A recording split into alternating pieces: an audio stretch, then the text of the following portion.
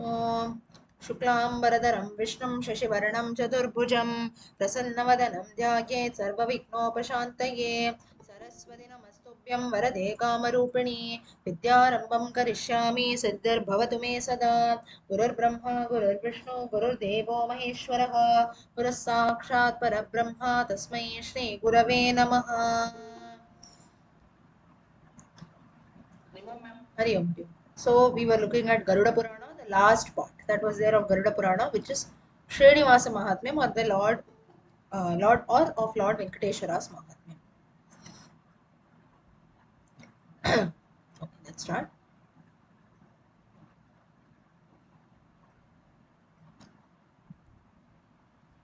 So now in detail, there are many chapters that talk about Lord Srinivasa in general. I will just tell you a few aspects and then we conclude with Garuda Purana. Next, we start with the next Purana.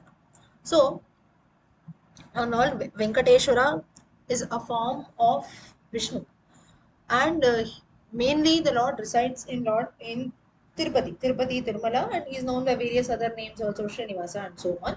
Now, mainly it is the Lord of a Parvata called Venkatadri. That's how he gets his name, Venkata or Venkateshwara.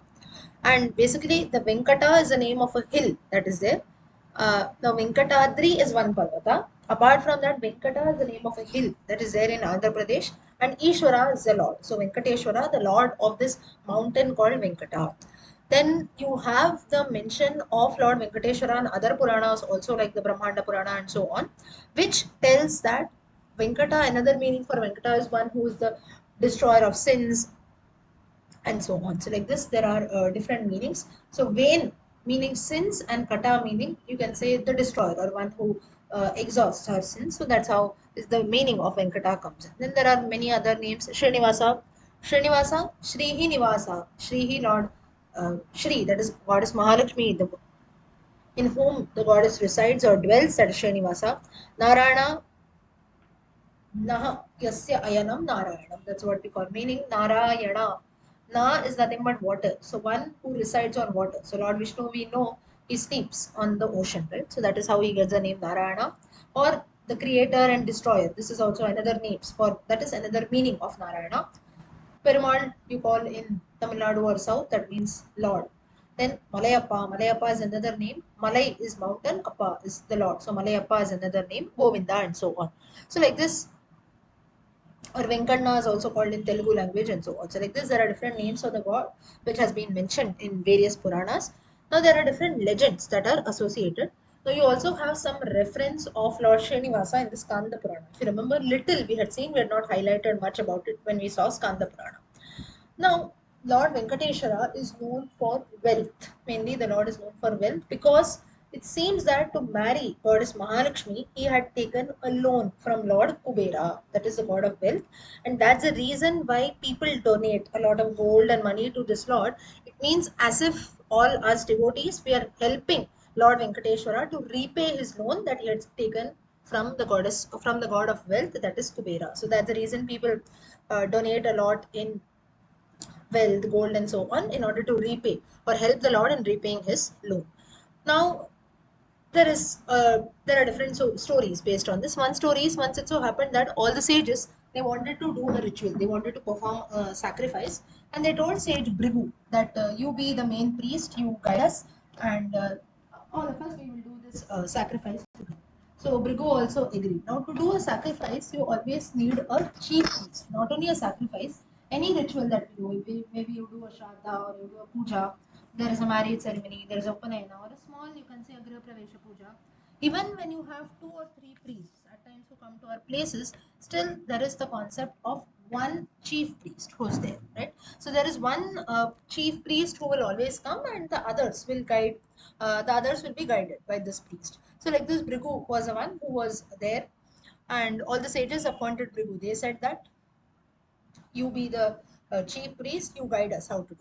So first of all, Brigu, he said that first let us decide in whose praise should we conduct the sacrifice. That is which god. So first it seems that Brigu went to Indra Loka. So Indra was so much engrossed in entertainment, all the Apsaras were dancing, the Gandharvas were singing, so he was busy in entertaining himself. He did not notice Brigu coming at all. So Brigu cursed Indra. He did not like this attitude because Indra did not show respect to the sage.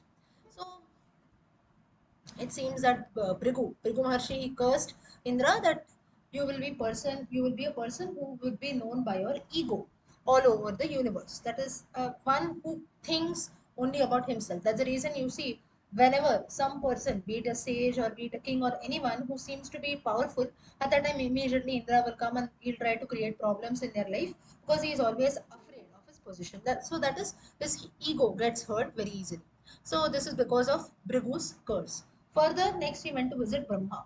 Now Brahma, it seems that he was busy in chanting the Vedas. That is, he has four Chaturalanaha. He has four heads, each of the heads representing a particular Veda. So he was busy in chanting the Vedas, performing tapasya, meditation, and so on in creation, and also spending his time with his wife Saraswati. So basically, Brahma was busy in various things. Bhrigu, he did not do anything. He went ahead. Next, he visited Lord Shiva. Shiva, as usual, he was engrossed in meditation, and his wife Parvati was sitting. And at that time, again, Shiva also did not notice the sage coming. Bhrigu cursed Shiva that you would be worshipped in a formless form, that is but nothing but the lingam. So that's the reason we worship Shiva in the form of the Shiva Linga. Next, lastly, Bhrigu went to Vishnu. Bhrigu goes to Vishnu. As usual, Vishnu was in his Yoga Nidra position. He was sleeping on Sheshanaga. Concept, his wife Mahalakshmi was sitting at his feet. When Bhrigu arrived, he first saw Vishnu's feet, it seems. That is, now obviously, if a person is sleeping and suddenly you enter, you will see the person's feet, right? And it is not auspicious to show someone's feet. So of course Vishnu did not do it on purpose, but the first thing that Bhrigu noticed was Vishnu's feet, and he got very insulted, and what he did is he kicked Vishnu on his chest. And that's how you have the story how Bhrigu kicked Lord Vishnu on his chest. So Vishnu suddenly he got awakened. He was sleeping. He was in his yoga nidra position. He gets up and he started massaging Bhrigu's feet. He served him with a lot of hospitality and so on. Bhrigu became very happy and finally he decided that let us do this ritual. Now why all such things were done? He went to Indra, Brahma, Shiva, Vishnu to find out in whose praise should we do this sacrifice. Finally they decided that let us do the sacrifice in praise of Vishnu. Now, all this was being seen by Goddess Mahalakshmi, and she feels insulted. That is, in front of me, my husband was kicked by a sage, and she tells immediately after Brigu leaves, she immediately tells Vishnu that this is not right. Though you were sleeping, you are still in your yoga nidra position. It's not that on purpose we ignored the sage, right? But still, it was not right on his part to come and kick at your chest. So she got very insulted and she left Vaikuntha, it seems. Now, Lakshmi, it seems that at that time she comes down to Bhuloka. She settles down on earth in a city called Karavira or Karavira. And there she was meditating on Lord Vishnu. Immediately, Vishnu comes on earth. And now Vishnu later realizes, oh, Goddess Mahalakshmi is on earth now. She has left Vaikuntham a long time. So he comes down in search of her. He fails to find her. And instead, he settles down on this Sheshachalam, that is the Tirumala hills. Now, originally the Sheshatala hills, they were the abode of Lord Varaha, Matsya Kurma Varaha, the boar avatara of Lord. And Vishnu, it seems that at that time he sat inside an ant hill, it seems, and there he started meditating on his wife, Goddess Mahalakshmi. So Mahalakshmi was meditating on Vishnu, Vishnu was meditating on Mahalakshmi. Now the whole earth, it seems that it became gloomy because both Vishnu and Lakshmi had left Vaikuntha and they were now on earth, they were in search of each other, they were meditating on each other. And at that time, what happened is that so Parvati and Saraswati they saw this from heaven and they told their respective husbands, both Shiva and Brahma, that you do something for this. So what happened is Shiva incarnated on earth as a cow and Brahma incarnated as a calf. And now all this happens in the Chola kingdom. So this is all history basically. In the Chola kingdom, such things happen. And every day, the cow and calf, that Shiva and Brahma in the form of cow and cows, they used to graze around the Sheshachalam hills. And it seems that now Shiva and Brahma, they knew that Vishnu was sitting inside this anthill. So what happened is the cow, that is Shiva in the form of the cow, he used to always pour, it seems, milk. So when the calf, that is Brahma, was drinking milk through his udder, at that time he used to pour milk into the anthill also so that Vishnu also can quench his thirst, Vishnu also can consume that milk. So once it so happened that now both of them were, there was a cowherd who was taking care of both the cow and calf. He did not know that they were Brahma and Shiva actually. So one, the cowherd did not do this, that every day this cow was pouring milk inside this anthill. So at that time, what happened is one day the cowherd saw this and he got very angry. Milk was getting wasted, right? He did not know that Vishnu was inside and so on. So he gets very angry, and in that, what happened is he had an axe in his hand, and he threw the axe. That is a parachute. He threw the axe on the cow and the calf. Vishnu saw this, and in order to protect them, he came out from the anthill. And at that time, the axe it hit Vishnu's head.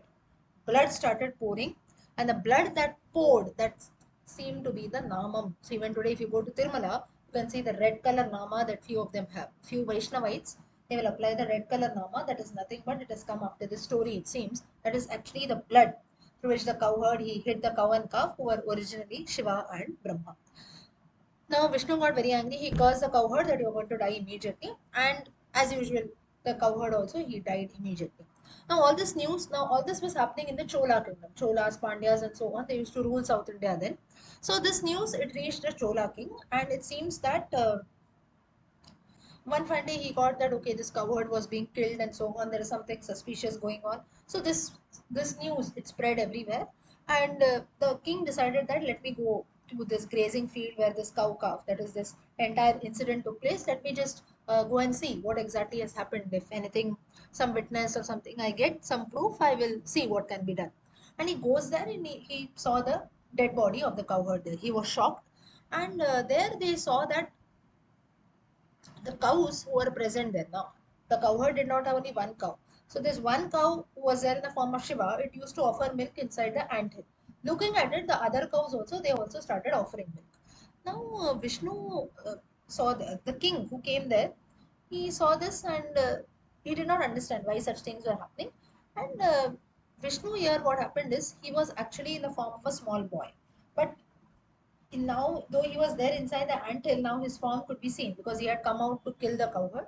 So he was there in the form of a small boy, but the king did not know that he is Lord Vishnu. He just felt that it's a small boy, and all these cows, they're offering so much of milk to this one boy, so he believed that this milk should be used to serve the kingdom and not just for one boy. So what he does is he took his arrow, and he tried to shoot the cows. It seems he strung the arrow at his cows, and once again Vishnu got very angry, and he stopped the arrows somehow, and he cursed the king that you are not maintaining the dharma of your kingdom. You don't know what is your dharma. You don't know it is wrong to kill cows and so on. And then further later, the Lord realizes that this boy is none but the king realizes that this boy is none but Lord Vishnu himself. He surrenders at the deity's feet. But here in this instance, what happens is it shows the importance of Sharanagati, that is surrender. The king realizes his mistake immediately and asks for forgiveness, falls at the Lord's feet, he surrenders himself. So the Lord also forgives him. Unlike the cowherd, what did is he directly attacked, and later also he did not realize his mistake at all. So that's the reason it resulted in his death. But in the case of the king, he asked for forgiveness, and the king he realized his mistake. So Vishnu got very happy with this because this shows the importance of Sharanagati. Now this the importance of Sharanagati is also highlighted in the Ramayana. Just for your reference, it's not mentioned here. During the Ramayana, I would have told you this earlier also. When Rama, Sita, and Lakshmana they decide to go for Vanavasa, at that time first the news goes to Rama, then he goes to tell it to Sita. At that time, when both were there inside their chamber, Lakshmana was waiting outside. He had also got the news. He had made preparations to leave.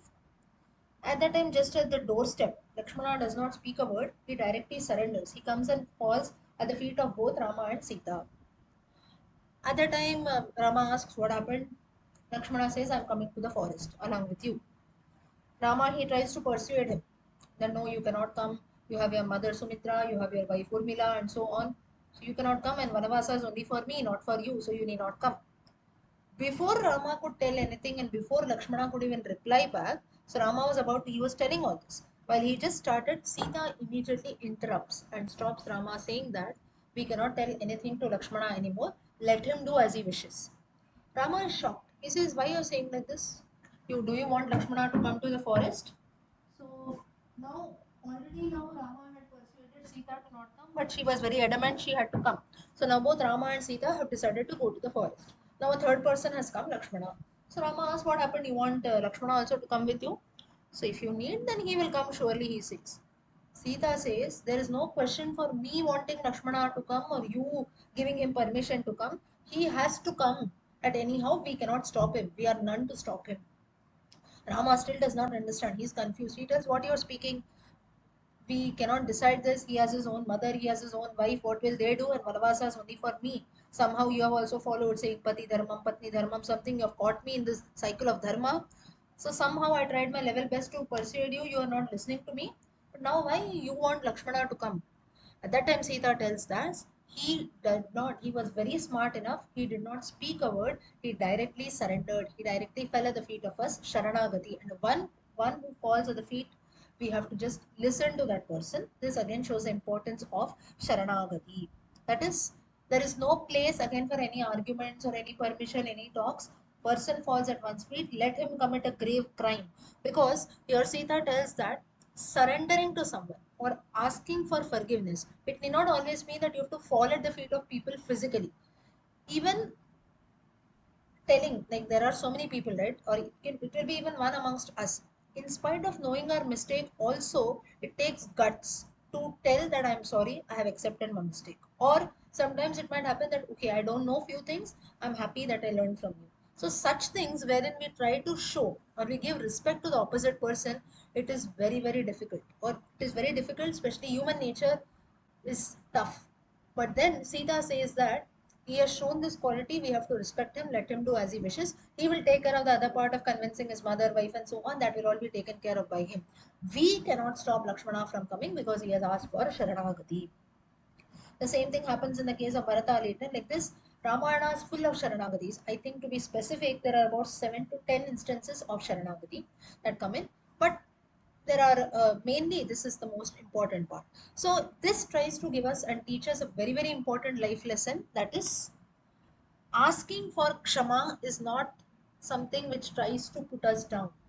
It is very, very difficult. Now we all have experienced, right? Accepting our mistake many times, even after knowing that we are wrong, going and telling people, I'm sorry, I know what I did was wrong, or maybe I did not know, I realize it now, is very difficult. Maybe we'll ignore it. Or sometimes, in spite of knowing that we are wrong, it becomes difficult to accept, right? We say, no, no, no, everything is correct. That's our ahankara, our ego comes in. We cannot put ourselves down. Of course, this is human mentality, but it takes guts to accept that. So, surrender or sharanagati in everyday life, today's life, it doesn't mean that you have to always go and fall at the feet of people like Lakshmana did, but even in these small things like this saying sorry, or asking for forgiveness, or even accepting that, okay, I know few things less, there are people around me who know few things more. I can learn from them. It's okay, I don't know things, but at least someone else knows. Let me accept that. So this also requires a lot of guts. So Sita here also explains this. So the same thing here, this king also has done to Vishnu, and the king, he realizes his mistake. So though he was a great king, at that time he, he did not bring his ahankara. I'm so great. Why should I fall at the feet of this boy and so on? He realizes, and Vishnu is pleased with him. He gives him a boon that in the next birth, I will marry your daughter. And in the next birth, Vishnu incarnated as Srinivasa, and he was married to,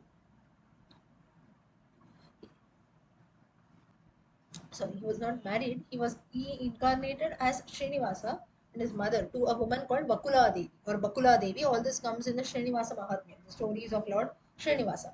Then in the Dwapara Yuga, it is said that Krishna, he gave Yashoda, his mother, a boon that I will be born in the initial part of Kali Yuga.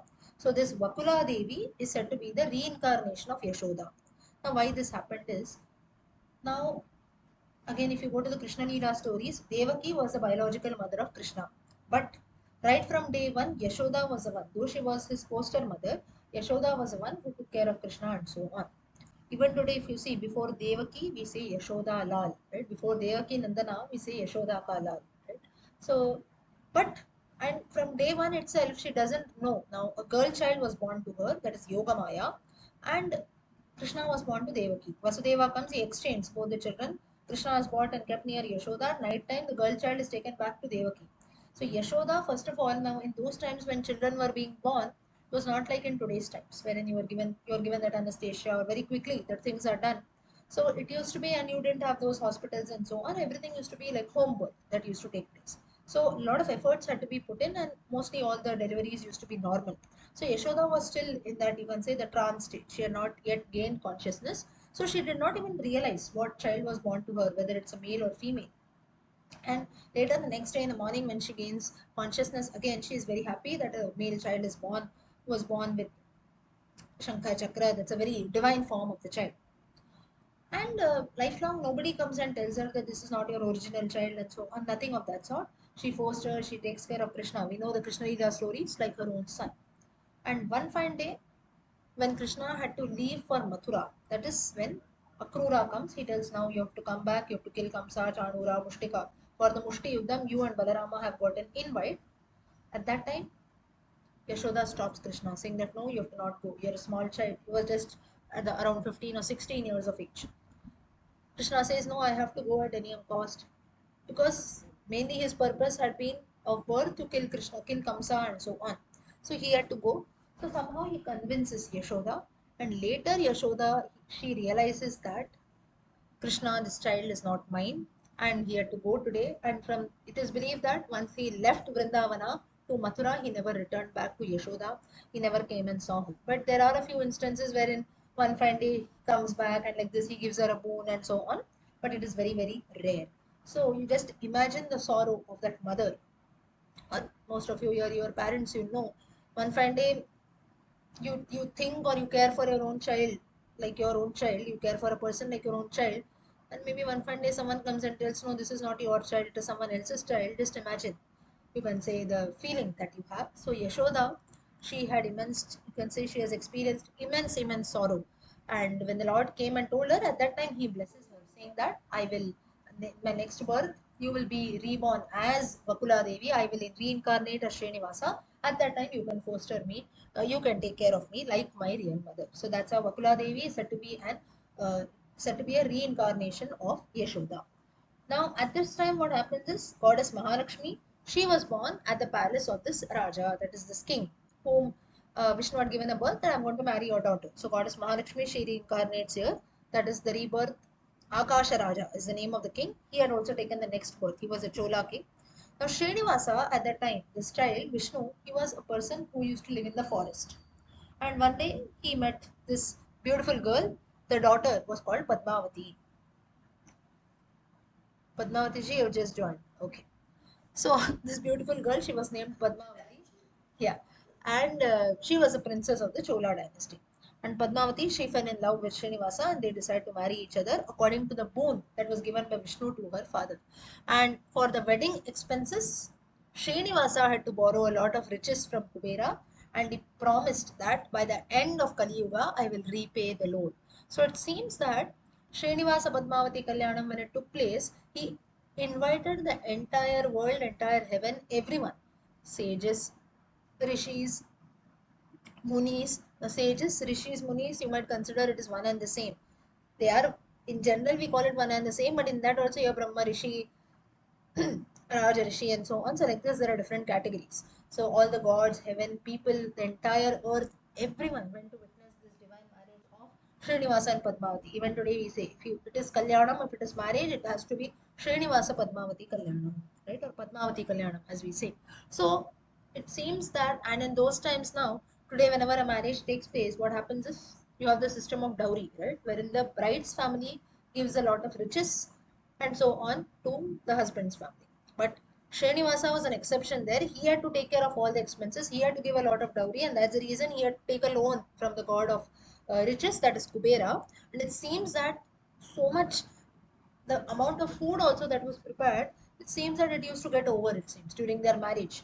And Srinivasa himself had to attend. He did not have relatives or so. He himself, he was a bridegroom, he was a hero, but then he had to leave in between. He had to come to the kitchen and check, it seems, whether everything is there, all the arrangements are there, food is falling short. It seems that again and again food used to be made in order to satisfy all the guests, and that's how this divine wedding took place. So obviously, if you invite the entire heaven, entire earth, and so on, cost is going to increase, and that's the reason the Lord had to take a loan. And he said that it's going to take me a lot of time to repay that loan. By the end of Kali Yuga, I will repay. That's the reason all devotees like us, we donate a lot of gold, money, and so on to the Tirupati temple, because we are helping the Lord, it seems, to repay his loan that he has taken from Kubera.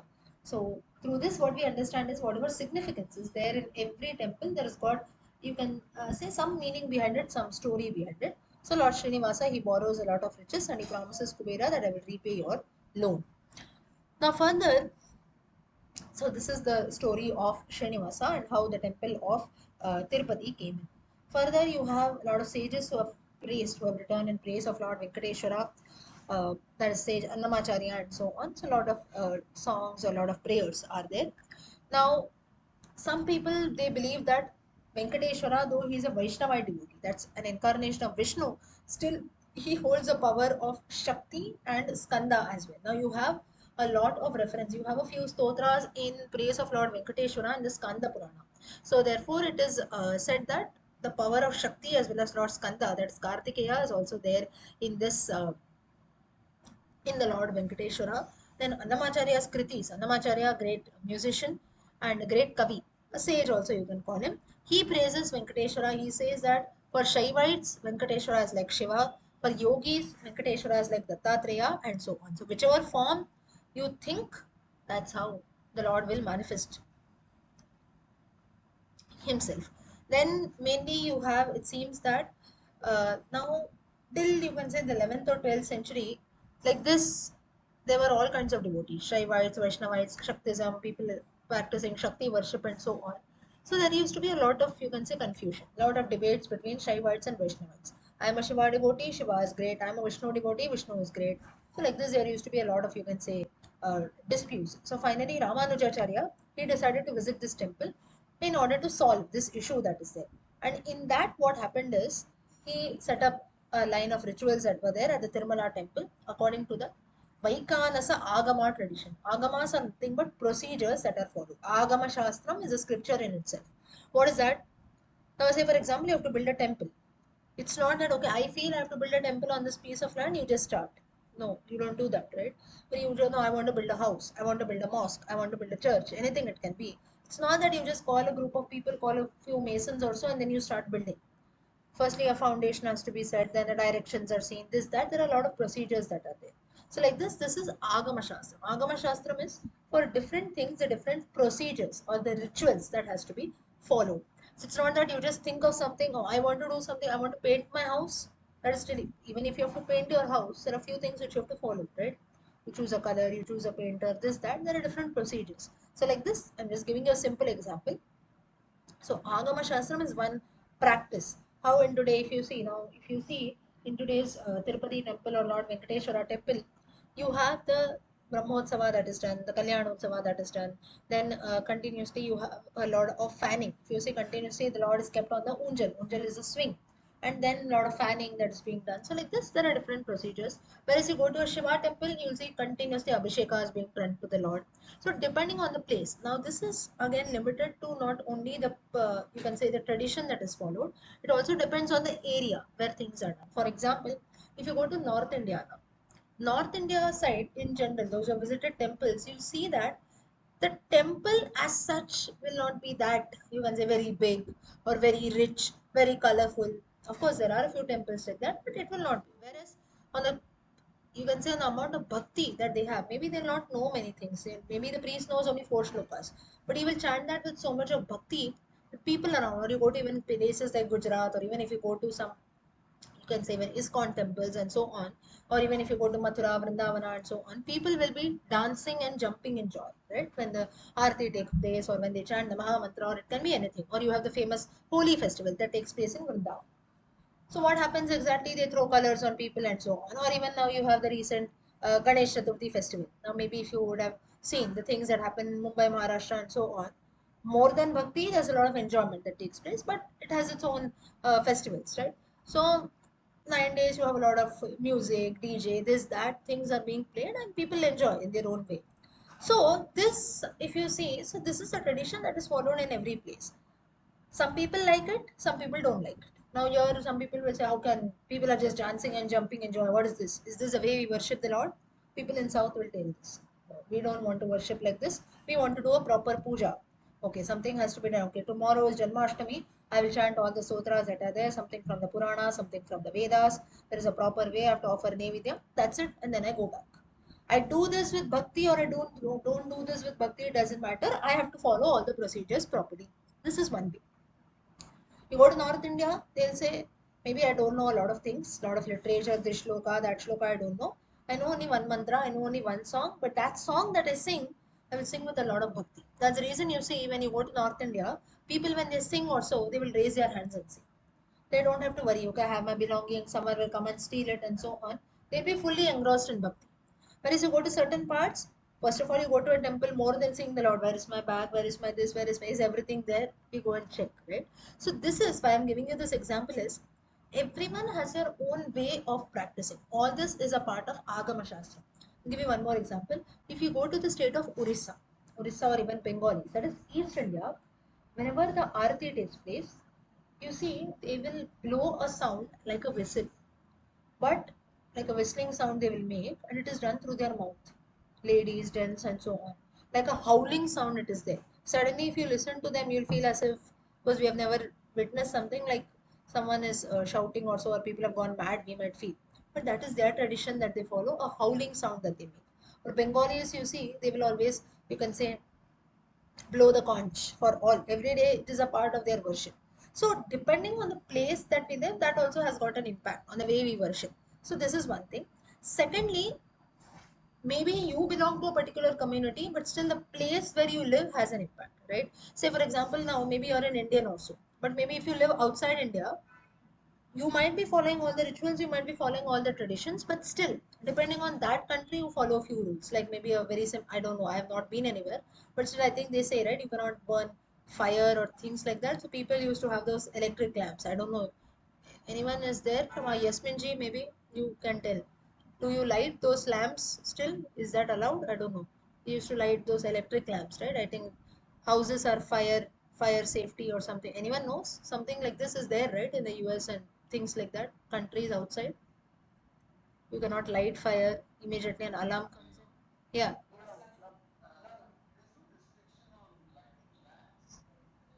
No, I think the smoke, yeah. Right.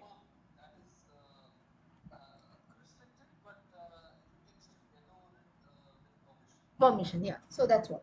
So I think maybe lighting lamps, that's what I meant. There's a fire, smoke, and so on. It might be things, maybe because the house is fire resistant, is that you might follow things like that. Whereas, so this is, it's not, so what people do is they'll not stop lighting lamps. Maybe now lamp, if you see a lot of smoke doesn't come. But just as he said, there'll be homas or things that are done, there'll be certain restrictions. So depending on the place also that we live, it's not that now you know you're not following the rituals properly. You are following, but we have to follow certain rules depending on the place that we live in. So similarly, all of us also, say for example, though I belong to a particular place, I might be living in some other state also, some other city also. So I have to celebrate things that way, and the place that I live around, that has an impact on me, or even the people who are there around. So maybe you have a neighbor belonging to some other community also, or some other sect, we will celebrate their festivals equally, right? Or we'll know more about them, the way they celebrate things and so on. So, like this, all there are different things that are there which have an impact. All this is a part of Agama Shastra. So, Agamas is nothing but the way, that is a tradition that is followed. So, different temples will have different traditions. The place also has got an impact. There are different factors. So, like this, Ramanujacharya, he visits this Tirupati temple, and he sets up a tradition called the Vaikanasa Agama tradition, and you have the chanting of Divya Prabandham. So he introduces all this. So why he sets up this is so that the practices will be standard. You don't have any, you can say, doubt or Shaivite, Vaishnavite disputes and so on. Let this be a standard practice. Then he also has the Jiyar Mata. Even today you have Jiyars, right, who are there in the Tirupati Mata. So till date it seems that they are all considered to be following the tradition of Ramanujacharya, and they follow the Jiyars till this day. They ensure that all the rituals and everything is done properly. And in Tirumala, it's very famous. Now even people belonging to other sects also, they also know about Tirumala Tirupati temple, right? It's a very very auspicious and a famous temple, also known by Balaji. If you go to North India, people will refer as Balaji. And it seems that Venkateshwara is a lord of Kali Yuga, it seems. And there have been many emperors also, like the famous Krishna Deva Raya. Now this is not mentioned in the Purana. Of course the Puranas time period is quite before, but you have in general history, you have uh, Krishnadevaraya and so on, who have visited, who have paid homage to this temple of Venkateshwara. Next, you have different Srinivasas who are in the Venkateshwara temple only. There are five deities who are there. That is mainly you have the Moola Virata, that is the chief deity, who is there in the center of the Garbhagriha. Then you have the Bhoga Srinivasa, it's a small deity. Ugra Srinivasa, Ugra, just as we have Ugra Narasimha, that is a fierce form of the Lord. Then Malayappa, you can say Malayappa is like the Utsava Murti. So you have it with Sri Devi and Bhudevi. And when you have the Brahmotsavam, Kalyanotsavam, Vasantotsavam, Dolotsavam, such Utsavas that are there.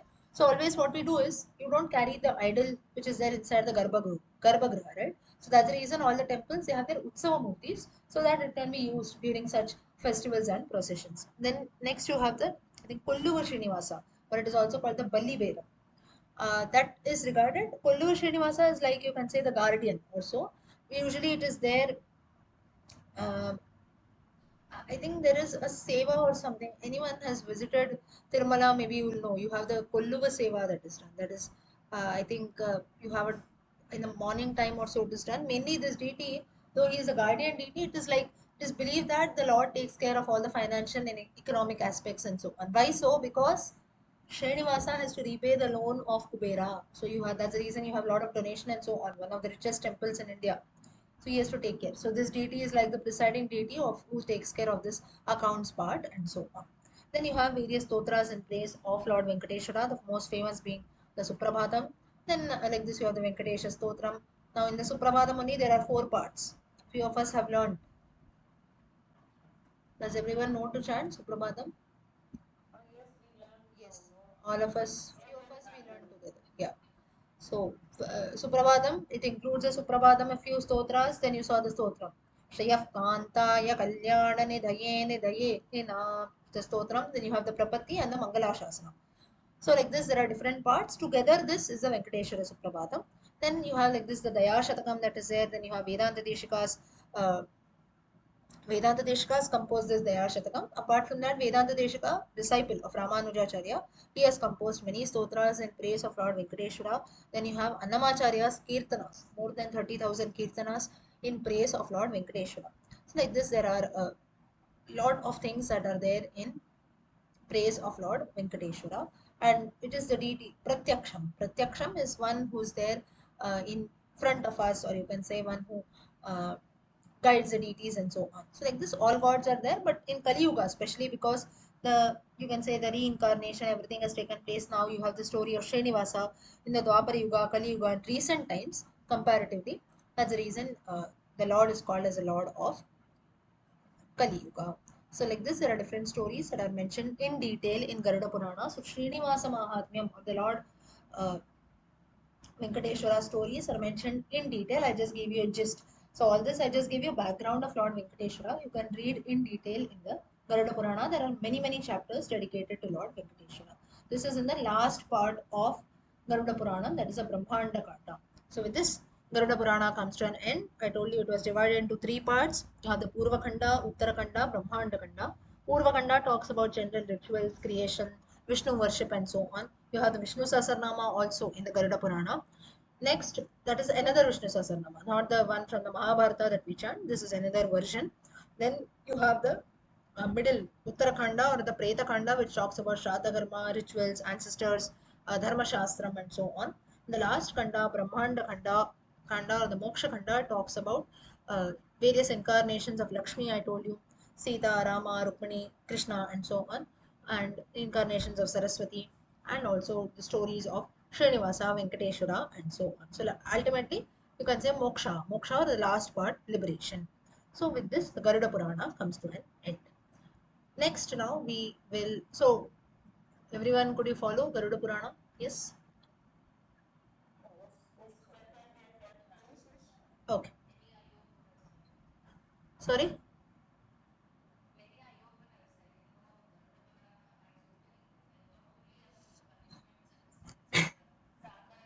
Right.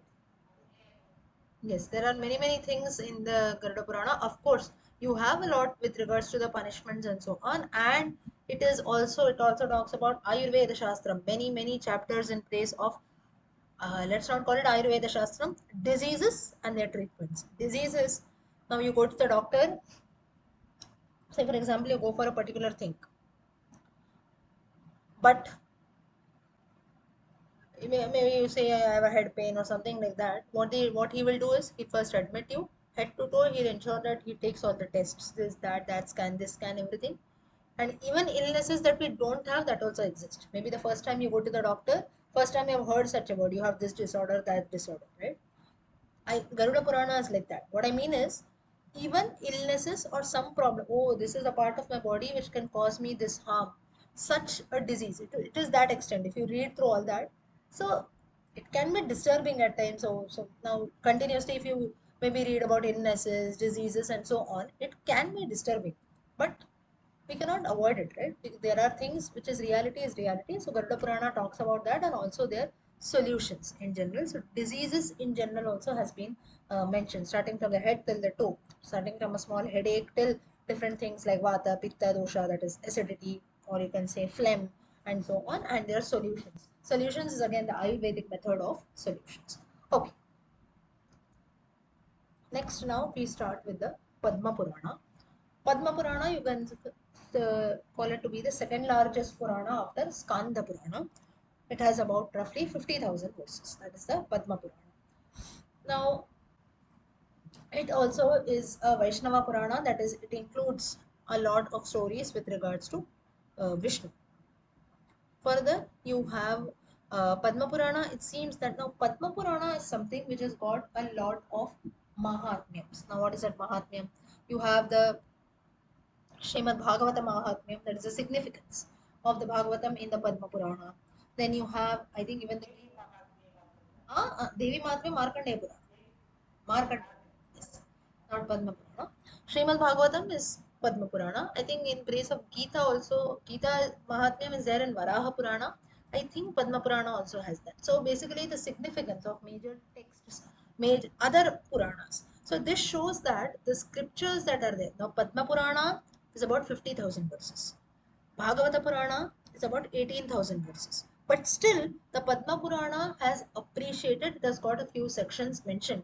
Now, Mahatmyam is the significance of Srimad Bhagavatam has been mentioned in the Padma Purana. Like this, you have for many other scriptures. So, what this tries to show is it is not that only one Purana will talk about its aspects only, it will not discuss any other things. Padma Purana goes to this extent to show that all our scriptures, they try to, you can say, respect and try to highlight what is important or what is significant in the other Puranas also. So it is not like a competition or so, but then through this, what we get to understand is all the Puranas that we read, or maybe today we have problems, right? You're reading this book, you're reading that book. No, you read this, it is very auspicious, but you don't read this, it is bad. Same best example, Garuda Purana. No, Garuda Purana you keep at your house, it's very very bad, it is very disturbing. Only when a person dies you should read it. It talks about punishments, you don't read it.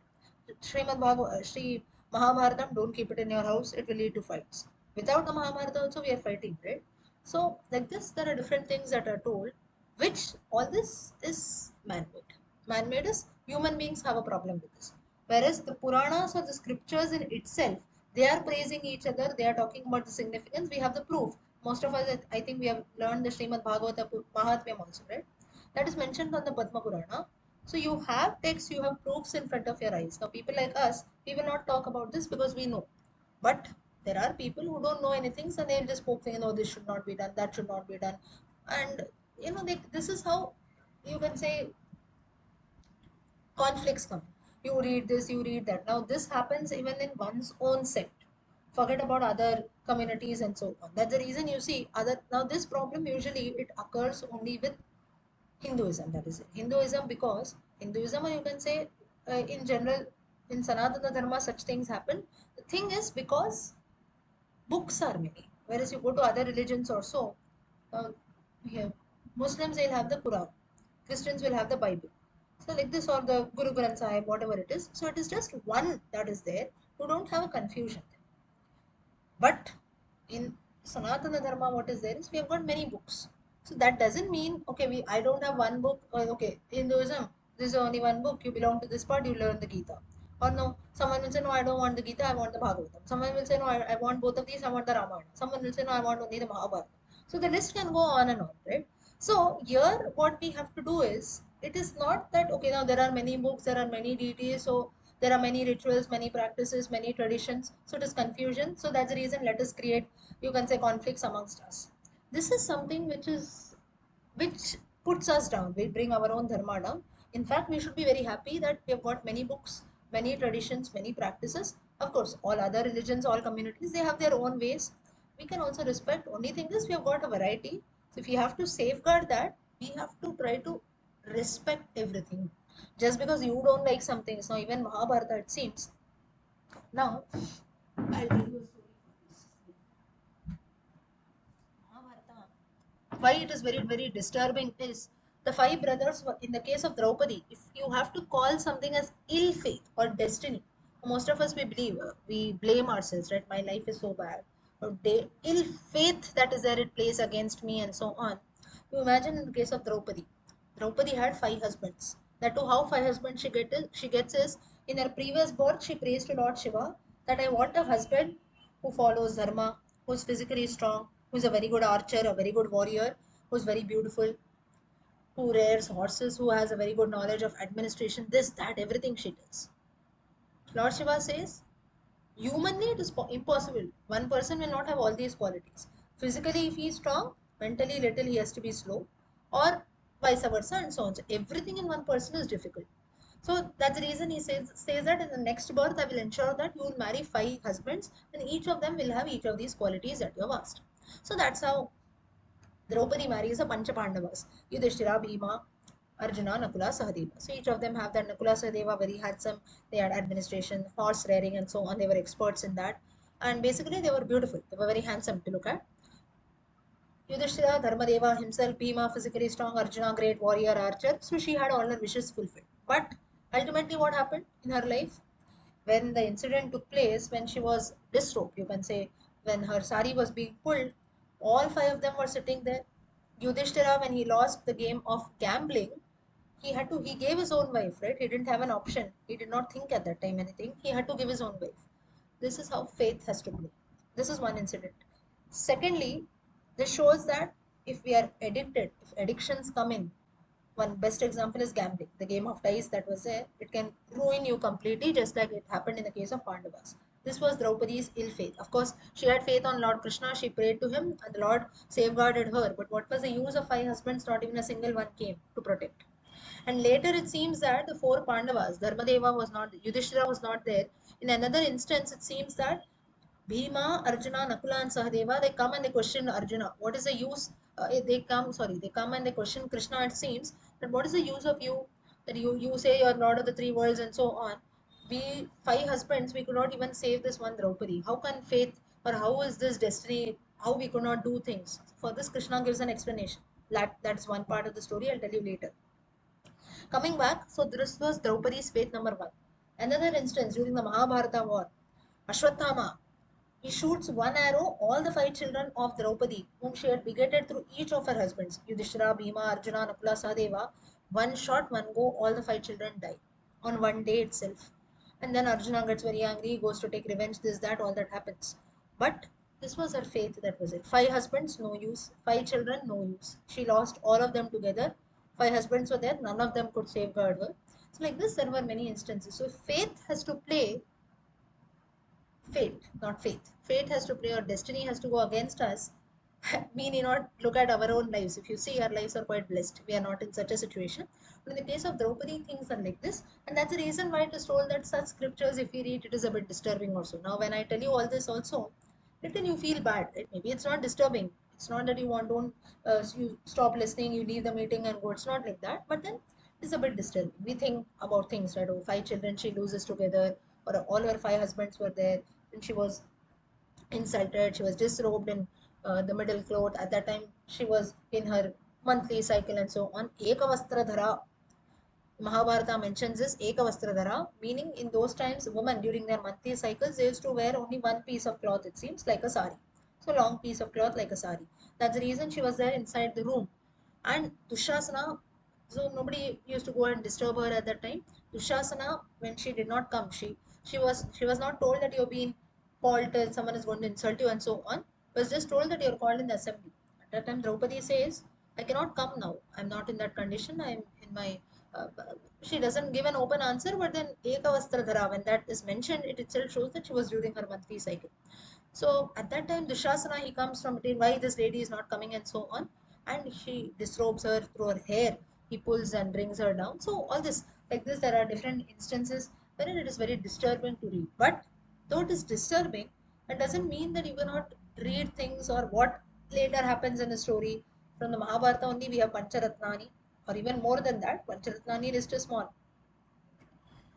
The Gita, Viduraniti, Sanatsujatiyam, Yaksha Prashnam, Vishnu Sahasranama, Pancharatnani. Apart from this, you have the Shiva Sahasranama, you have the Rudra Gita. Rudra Gita, I think it comes in the Srimad Bhagavatam.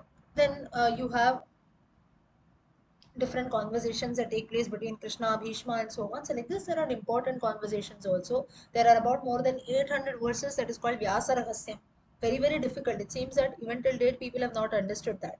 That is because Ganesha and Vyasa had a deal that Vyasa says, whatever I say, you have to understand and write. Ganesha says, you should not stop writing. So it seems that in between Vyasa, he had to think, right? He had to write. He needed some time to think. But Ganesha had put the condition, if you stop in between, I will stop writing. I'll not continue. So it seems that in between, Vyasa wrote a lot of difficult verses. So it took time for Ganesha to understand and comprehend, and that's the reason about 800 verses, 800 to 900 verses is Vyasa Rahasyam in Mahabharata. So 1 lakh verses plus if you consider the Harivamsha Purana, more than 1 lakh, 1.25 or so. So this is the depth of the Mahabharata. So here, should I read, should I not read again Garuda Puranam? So all this is full, you can say, full of knowledge. Only if we read it the way we read it, we read things, that's how it matters. Okay, so this was not related to the Puranas, but a story of why certain scriptures are read and so on. So Padma Purana talks about, mainly it is known for talking about the significance of Srimad Bhagavatam and few other texts. It mainly talks about Lord Vishnu, Shiva, Shakti, and there are roughly 50 to 55,000 verses of the Padma Purana. Then Padma Purana also talks about a few pilgrimage places, that is Pushkar in Rajasthan. Pushkar is a place where we have the only temple for Brahma. Then you have different stories of Rama and Sita, quite different from the Valmiki Ramayana. So Padma Purana talks about Ramayana but with a different aspect. Then it talks about various festivals that we celebrate. Then Shiva worship, Vishnu worship. Then it talks about concepts of Atithi Devo Bhava, that is hospitality. When a guest comes to our house, how we should serve him. So, in general, on ethics, also Padma Purana talks. Then you have the topic of yoga. Now, if you see for the last all the Puranas that we saw, be it Garuda Puranam or even the previous Purana before that, uh, lot of concepts on Yoga Shastram has been mentioned in detail. So Yoga Shastram was an aspect which was quite commonly studied in those times. That's the reason it has been included. Then you also have topics, a bit philosophical topics like Advaita, Atma, Moksha, and so on. Now, there is a Jain text also called Padma Purana, just for your information. Padma Purana, but that is a Jain text which is based on the principles of Jainism. The Purana that we have, the Padma Purana that falls in the list of 18 Puranas, is based on Hinduism. So don't get confused. Jainism also, there is a text called Padma Purana, and in that it includes a version of the Ramayana, which is a Jain version of the Ramayana. So, of course, now Jain Buddhists, they are also, you can say, a part of our own country, but the thing is, they don't accept the authority of the Vedas. Hinduism, Sanatana Dharma accepts that. So that's the reason there are conflicts and differences. But you must know that there is a Jainism text also called Padma Purana, and there is a Jain version also of the Ramayana. Then there are different versions of the Padma Purana as usual, and mainly it was studied in Bengal, it seems.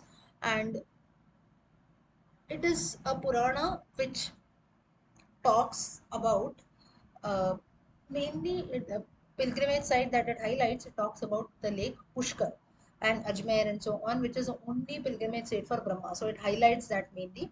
And then there are different chapters based on Vishnu. I'm just telling you the introduction today.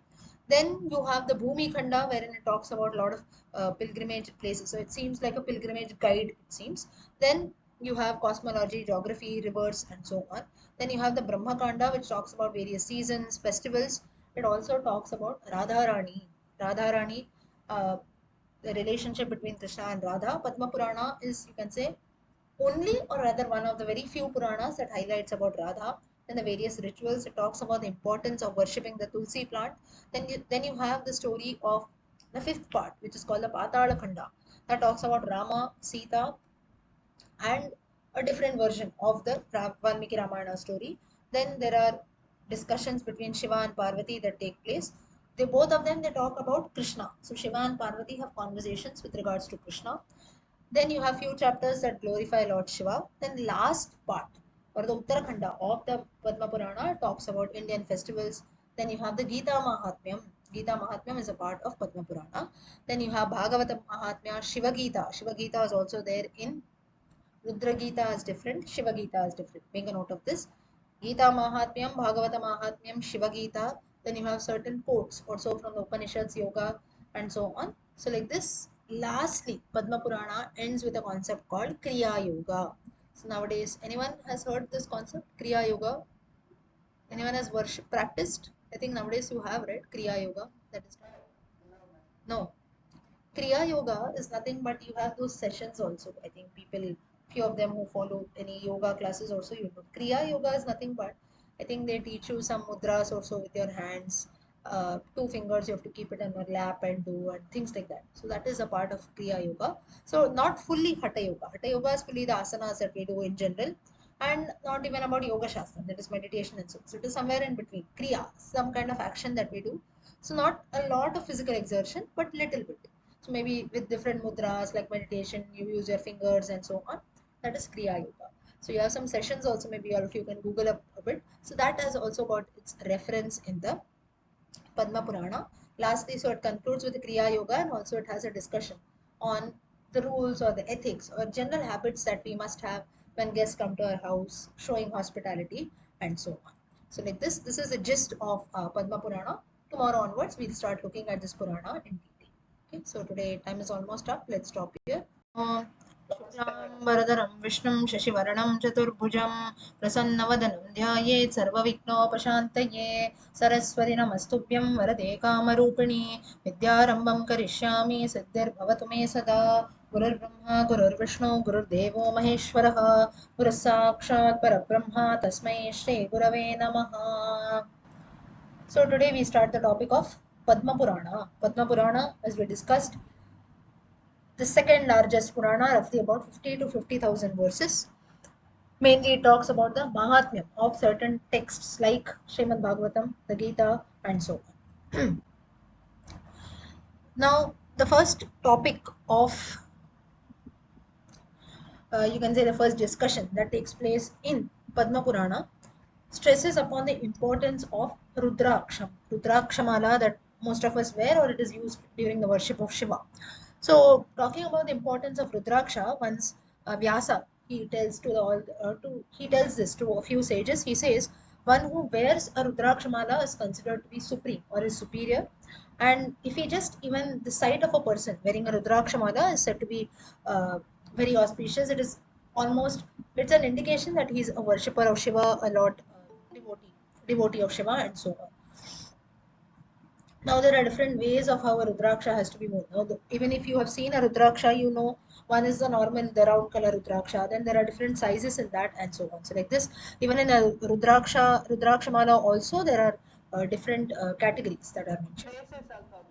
Sorry, faces. Right, correct. So like this, there are different types of Rudraksha, and a person who is a devotee of Shiva should definitely wear this. Now, of course, Rudraksha, especially you can see to young boys also, they will gift, right? And many boys, small children especially, they will wear the Rudraksha around their neck. So, like this, there are different occasions on which the Rudraksha is worn. So, Vyasa talks about the importance of Rudrakshamala. He says it is considered to be very, very auspicious. So, once it so happened that once Kartikeya, he asks Lord Shiva, you tell me about the holiest tree. So Lord Kartikeya, Lord Muruga goes, he asks his father Lord Shiva, which is the holiest tree in this world, which is capable of giving moksha. So you tell me a tree like this. So Lord Shiva says that Tulsi plant is supreme and it is very dear to Lord Vishnu, fulfills all the desires of a man and so on. And Lord Krishna himself dwells in the place where a Tulsi plant is kept. That's the reason all of us also we keep the Tulsi plant at our houses.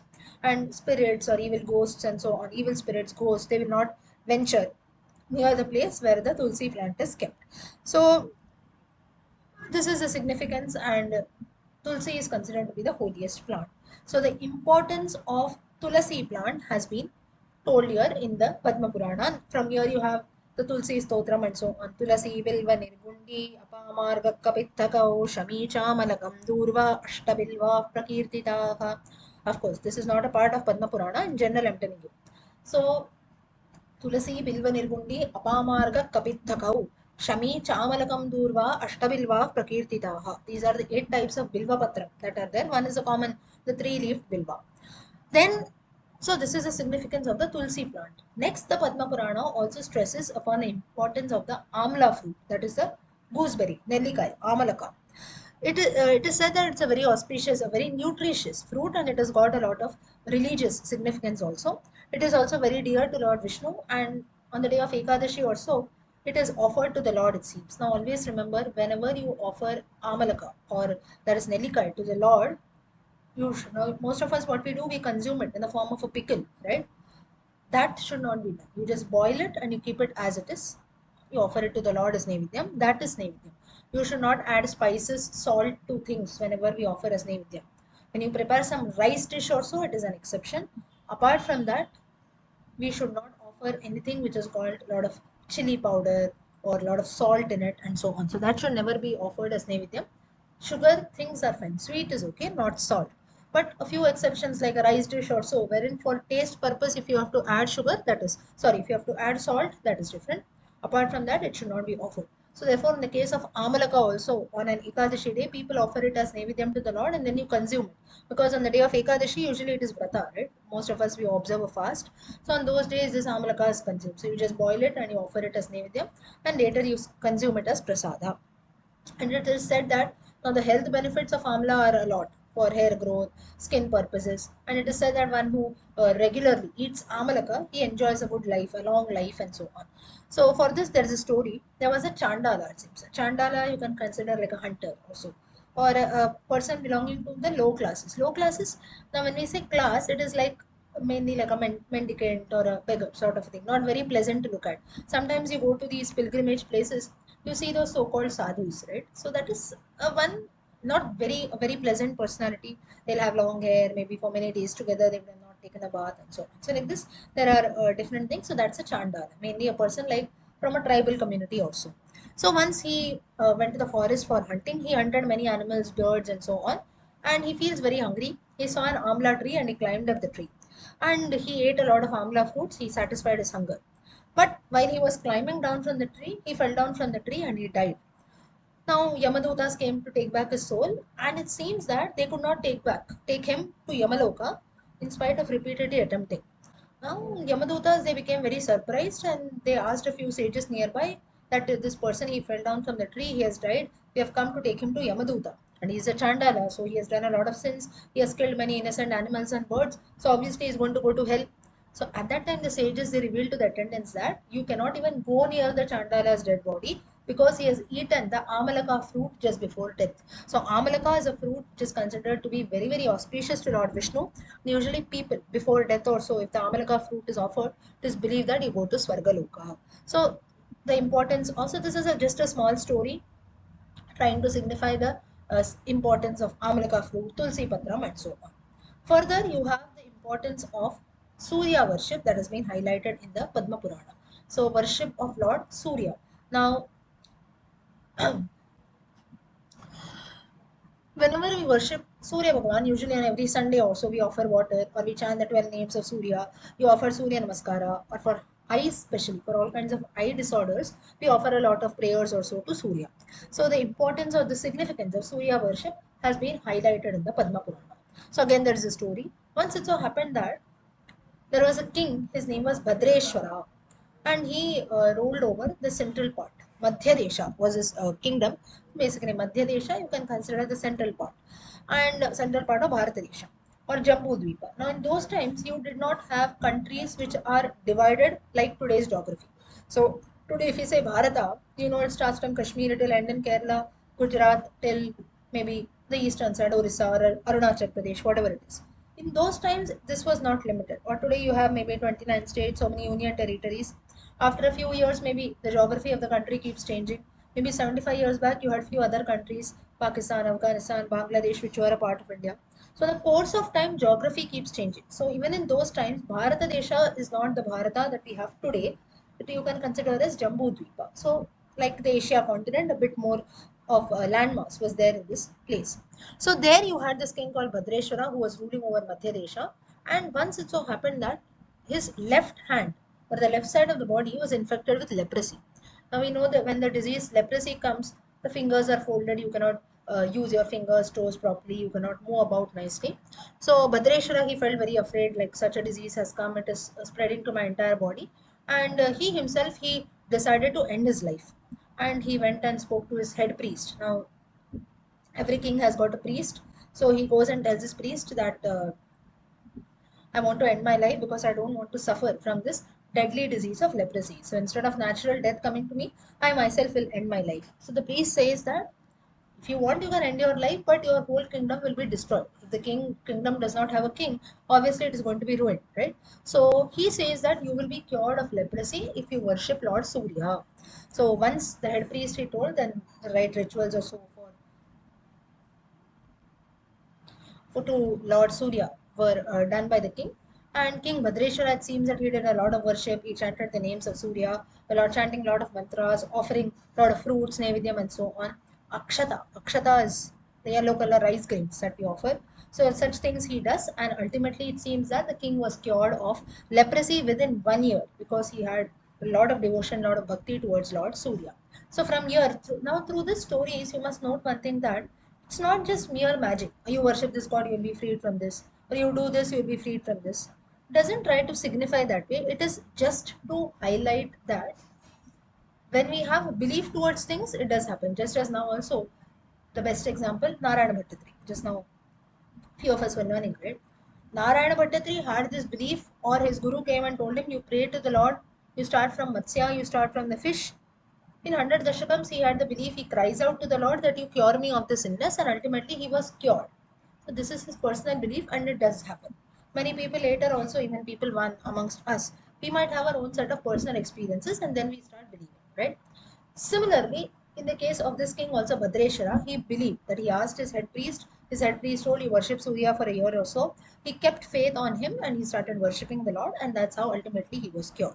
So, through these stories, is how we get an idea that maybe by worshipping so and so gods, such illnesses can be cured. So, whatever today someone comes and tells, no, you worship Lord Surya, worship Lord Krishna, worship Lord Shiva, of course, it depends on personal belief, but there will be some significance, and the reference comes in some of the Puranic stories. So whatever our elders or anyone tells us, it's not just merely someone just comes from anywhere and tells us something. There will surely be some reference somewhere, just as you have the story in the Padma Purana. Now the next section of the Padma Purana is called Bhumi Khanda. The first section was the importance of Surya's worship, then about the Rudraksha, Amalaka, and uh, the Tulsi Patram. These were just generalized topics. Then you have the Khanda called Bhumi Khanda. So what exactly has in Bhumi on earth that has been described. Now once Yayati, sorry, Yayati, who is Yayati? Anyone knows who is Yayati?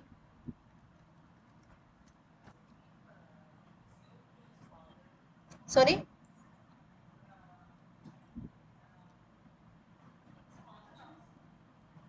he was,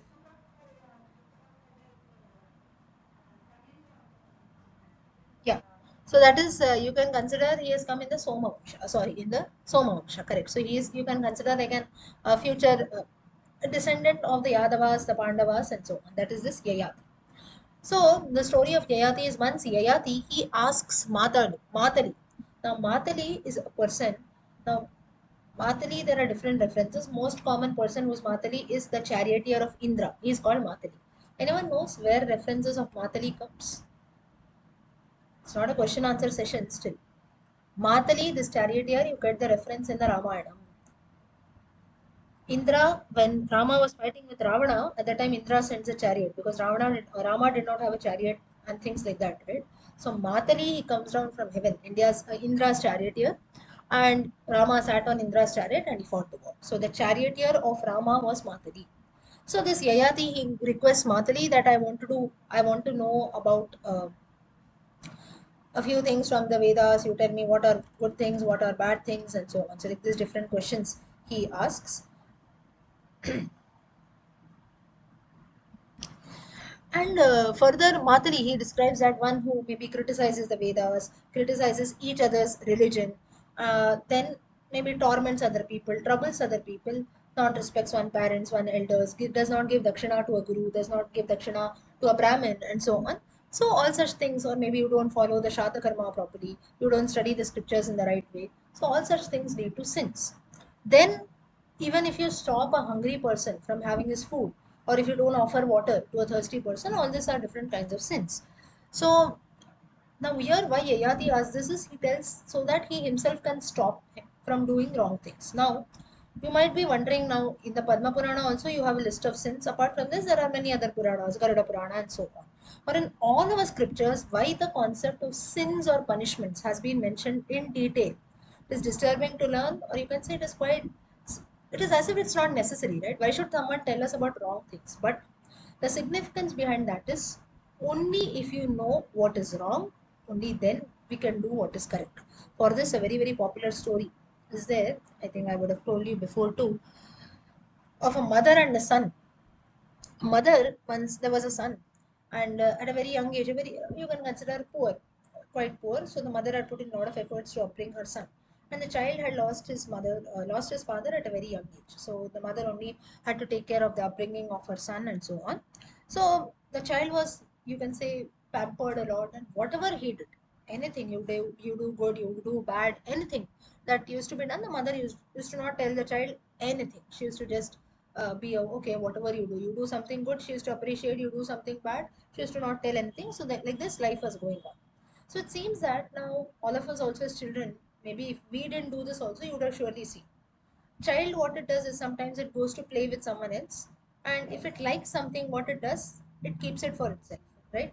So maybe a small tie, or small toy, or anything you like it from someone, the child does not know that okay, it does not belong to me, and so on.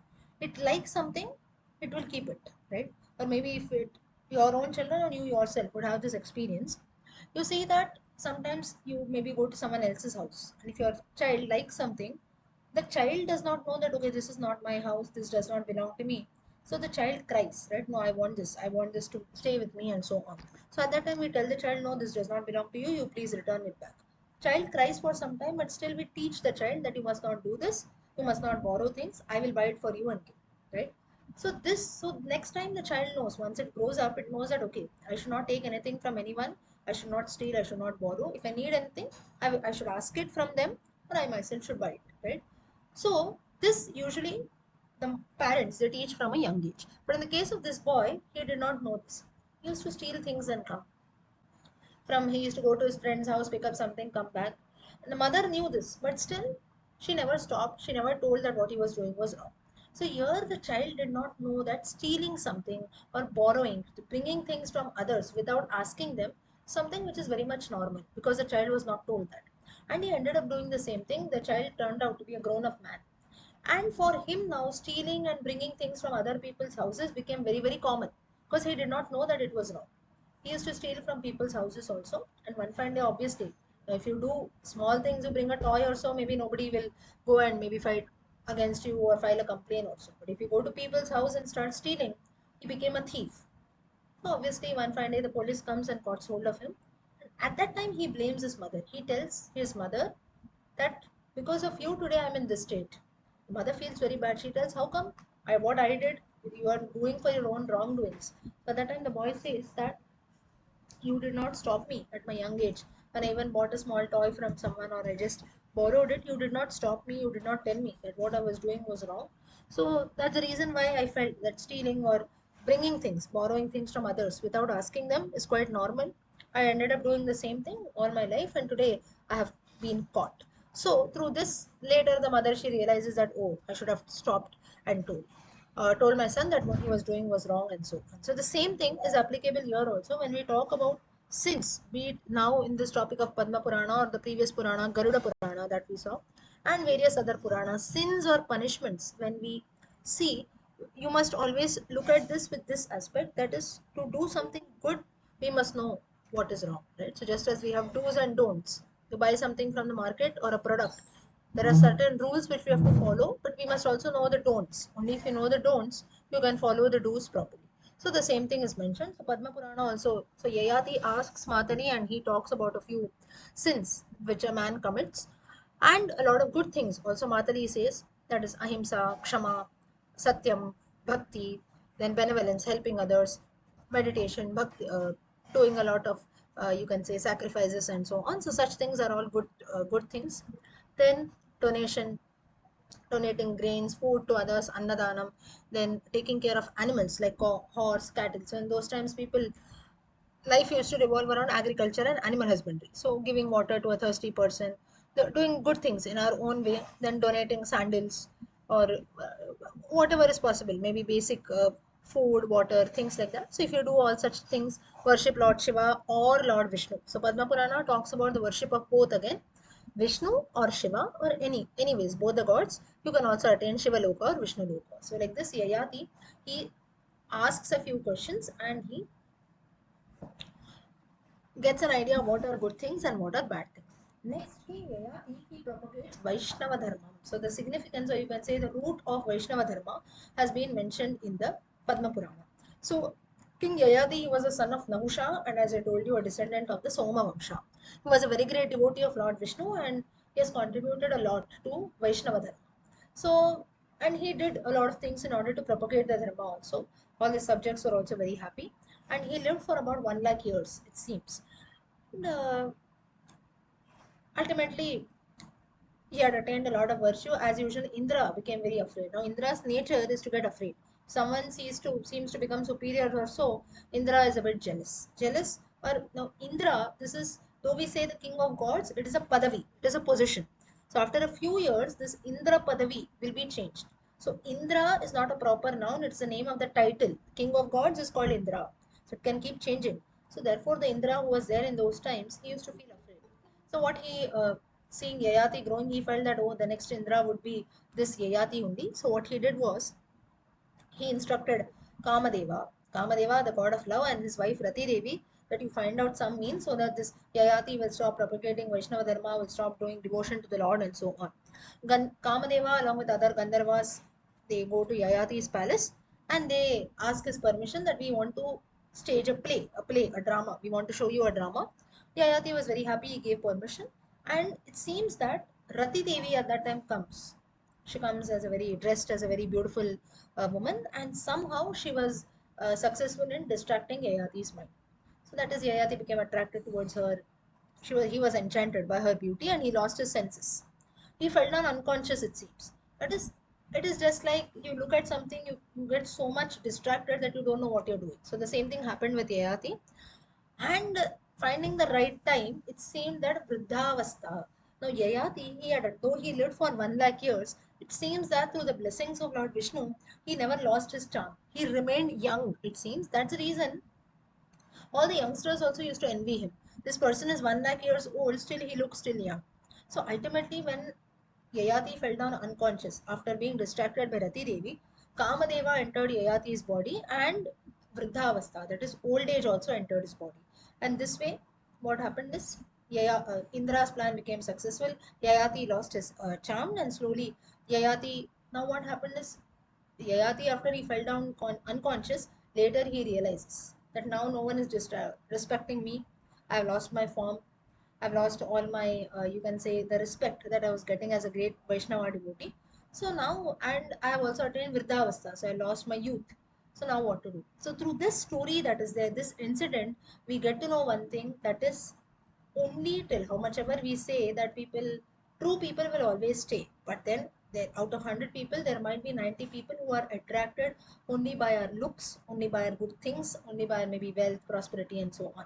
So when Yayati lost that, when Yayati lost his youth, when Yayati, it was like a disrespect, right? You just look at a woman, you're enchanted, you fell down. That itself may be removed respect, or you can say the honor that many people had towards him. So he lost a lot of things. So through these stories, there are certain life lessons that we get is only when times are prosperous, when everything is in people's favor also, at that time people respect. So it's not that always people go by your qualities that you have, but also by your looks. So this is one example. So later what happens to Yayati is he goes to the forest for hunting. He saw a stag, he saw a deer, and he ran behind the deer. And Yayati was tired and thirsty. He saw a lake and he decided to drink water from the lake. So he took a bath and then later he drank the water and he was relaxing. And at that time he heard a sweet song that was being sung. So he did not know from which direction the sound was coming. He just follows the sound and he goes. And he saw a beautiful woman who was singing this song. And, Yayati again, he was enchanted by the divine beauty of that woman and he wanted to marry her. Now, the woman, she also had a companion. She had a friend along with her. And the companion of that woman, she told Yayati that you can marry this lady, but only after you lose your old age. Now you've grown so old. If you marry this woman, what will the society say? An old man marrying a young lady? So this is not that. Now the name of this woman was Ashru Bindumati, who was a daughter of Rati Devi. So Ashru Bindumati and Vishala was her companion, who was a daughter of Varuna Bhagavan, god of water. So now all these names, as far as possible, you can remember, otherwise it's okay. Now Yayati, he returned to his palace and he requested his two sons, Taru and Yadu, to exchange their youth. Now the story, if you remember, has come in a few other Puranas also. So Yayati, he had two sons, Taru and Yadu. He tells that you give me your youth and you take back my old age. Both of them said, why? Why should we do that? You have lost because of your own karma. Forget about it. Yayati curses both of them. Then Yayati, he had a son called Puru from another wife called Sharmishta. And he made the same request to Puru. Puru agreed. And now Yayati got back his youth and Puru became old. Now this time what happened was, now again he goes back to meet the woman Ashtu Bindumati, because the condition was you become young again, this woman will marry you. But now again the companion, the friend of the woman, Vishala, she was still not convinced. She tells that you already have two wives, right? Sharmishta and Devayani. So Yayati was already married twice. So she tells this woman's companion, she tells you already have two wives, so what is the guarantee that you will safeguard my wife, or this beautiful woman, my friend also, she will be treated inferior, right? So Yayati, he assures, because he was so much blind in love, he assures that nothing will happen to you, nothing will, you don't have to worry on this. I will consider this woman, Ashru Bindumati, as my superior wife. She will be given the topmost authority, and I promise that she will only be regarded as my wife, and I will have nothing to do with my other wives. He makes this statement. This way, Yayati, he marries this woman. He enjoys a very nice, you can say, blissful married life for about 20,000 years, it seems. And once Indumati, Ashram Indumati, this woman, she has a desire, she tells, let us visit all the divine places, Indraloka, Shivaloka, Vaikuntham, Brahmaloka. And Yayati, at that time, what happens is, slowly Yayati moves on to the right path. He understands that in life he has been distracted in many ways. Now finally he realizes that now my time is over. I should dedicate my life in doing good things. He gives back his son Puru youth and takes back his old age. And he appoints Puru as the next king. But then all the people also, people in Yayati's kingdom, they knew that Yayati originally was a very good king who had taken care of his subjects very nicely, but now in between he lost his senses, but now again he's on the right track. And ultimately, they also accompanied him and his wife to all the holy places. Ultimately, they all go to heaven and they attain Vaikuntha. So, this is the story of Yayati. With this, the story ends. Through this story, now when you listen to the story, you might feel that what is this? Someone, he comes, he's distracted, he sees a deer, he goes there, he marries again. What is this? Why should I listen to this? Through this story, what we get to know is it is quite, you can say, relatable to our own lives. That is, many times life goes away very nicely, but if you see your own life, you can know that there are distractions. There are, you can say, some period in your life will surely would have come wherein we feel that I was on the wrong track. It might not be on a very major way like Yayati did, but maybe it can be even some kind of addictions. And a few of us, you say, even the mobile nowadays. Mobile phone is also an addiction at times. You just keep looking at, you see one, the next message comes. So this is also one point. And then maybe after a year or so or a month, you say, no, I am not going to do this. I'm wasting a lot of time doing this. Let me do something good. I'm just giving you one example. But slowly, after that particular stage that is there, we again return back to normal life. We know what is good for us and so on. So the same thing happens with Yayati also. So through these stories, through the Puranic stories, what we get to learn is how you, through these stories, how you can apply the principles to your own life. That is very, very important. Next story is a conversation that takes place between Vishnu to a king called Vena, King Vena, Prithu's son Vena. Prithu, sorry, Prithu's father was Vena. So, Lord Vishnu, once he tells this king Vena, sage Chavana, there was a sage called Chavana, he came from the lineage of Bhargava. So that's how you have Bhargava, Chavana. Anyone belonging to the Srivatsa Gotra, you will have this in your Abhivadana. Bhargava, Chavana, Atmavana, Aurva, Jamadagnya, and so on. So once it so happened that this sage Chavana, he arrived at a place called Omkareshwar. Omkareshwar, recently it's in news, right? Why? Omkareshwar, do you see the news? Why is the place Omkareshwar in news recently? Or maybe about a week or 10 days back? Statue. Right. Because of the statue that is there. That's the reason it has got a lot of, you can say, significance. A lot of holy significance is given to this place. Now you have the recently the Adi Shankaracharya statue that has been revealed. So this Chavana also had visited this place called Omkareshwara in today's Madhya Pradesh, and he was very tired and he decided to take rest under a banyan tree. So at that time there was a parrot who lived on that tree. The name of the parrot was Kunjala.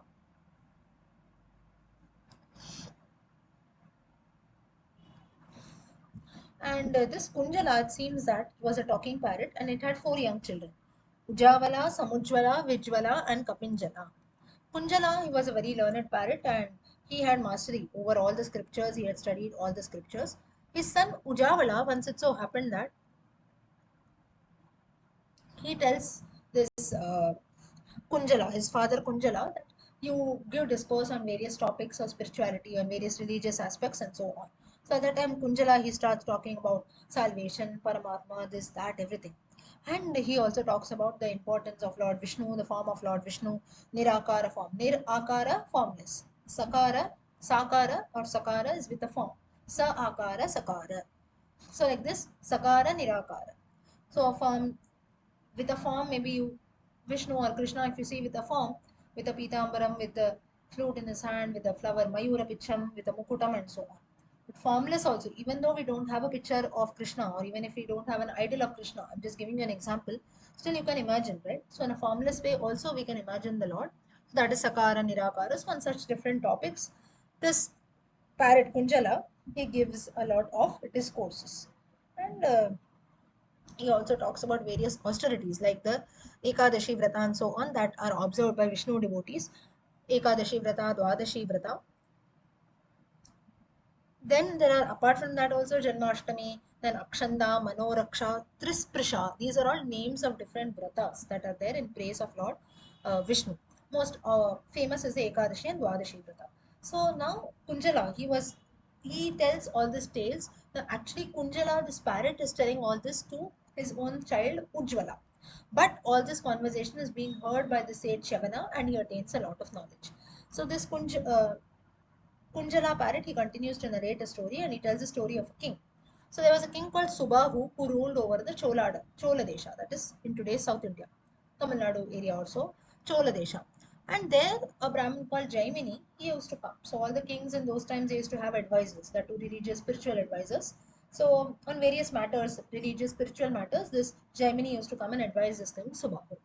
Once Jaimini he was talking about Paropakara, that is helping others, donation and so on. So Subahu tells that he requests him, he asks a few questions and so on, the king Subahu.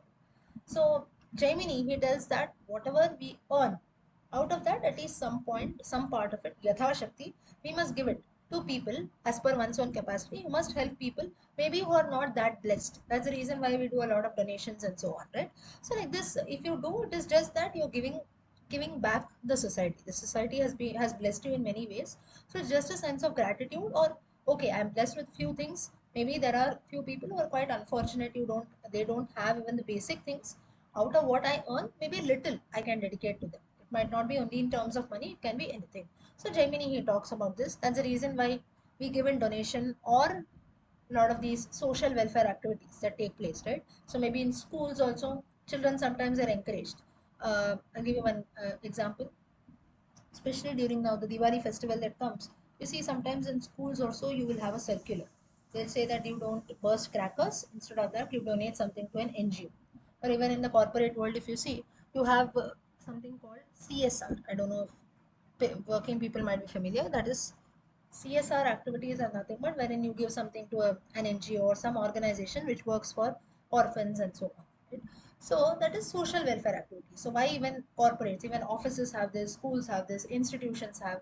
Why all such programs are done? Just social welfare activities. That is, as an organization or as an individual, we are quite well off. At least we are blessed with basic things.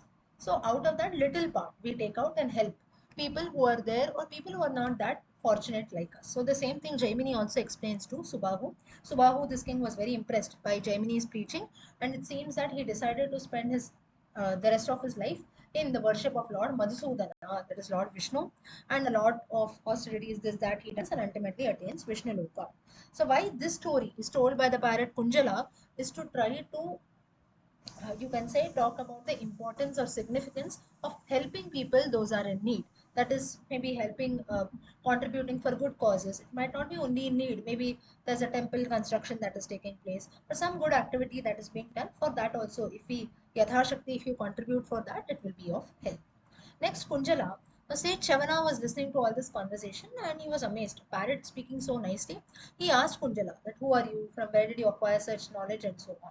Now, Kunjala, this parrot, he could remember everything about his previous birth, and he said that in my previous birth, I was a young son of a Brahmin called Vidyadhara. My name was Dharma Sharma. And in my previous birth, I did not like studies at all. I did not like learning, and I did not show any interest towards studies. So, obviously, like any other father, my father became very worried about my future. So, I used to waste time here and there, just loitering here and there. People used to make fun of me and so on. So, one fine day, I realized that what I was doing was wrong. And finally, after many years, I decided to learn, I decided to acquire knowledge. But by that time, it was very late, and there was no one who was ready to teach me anything.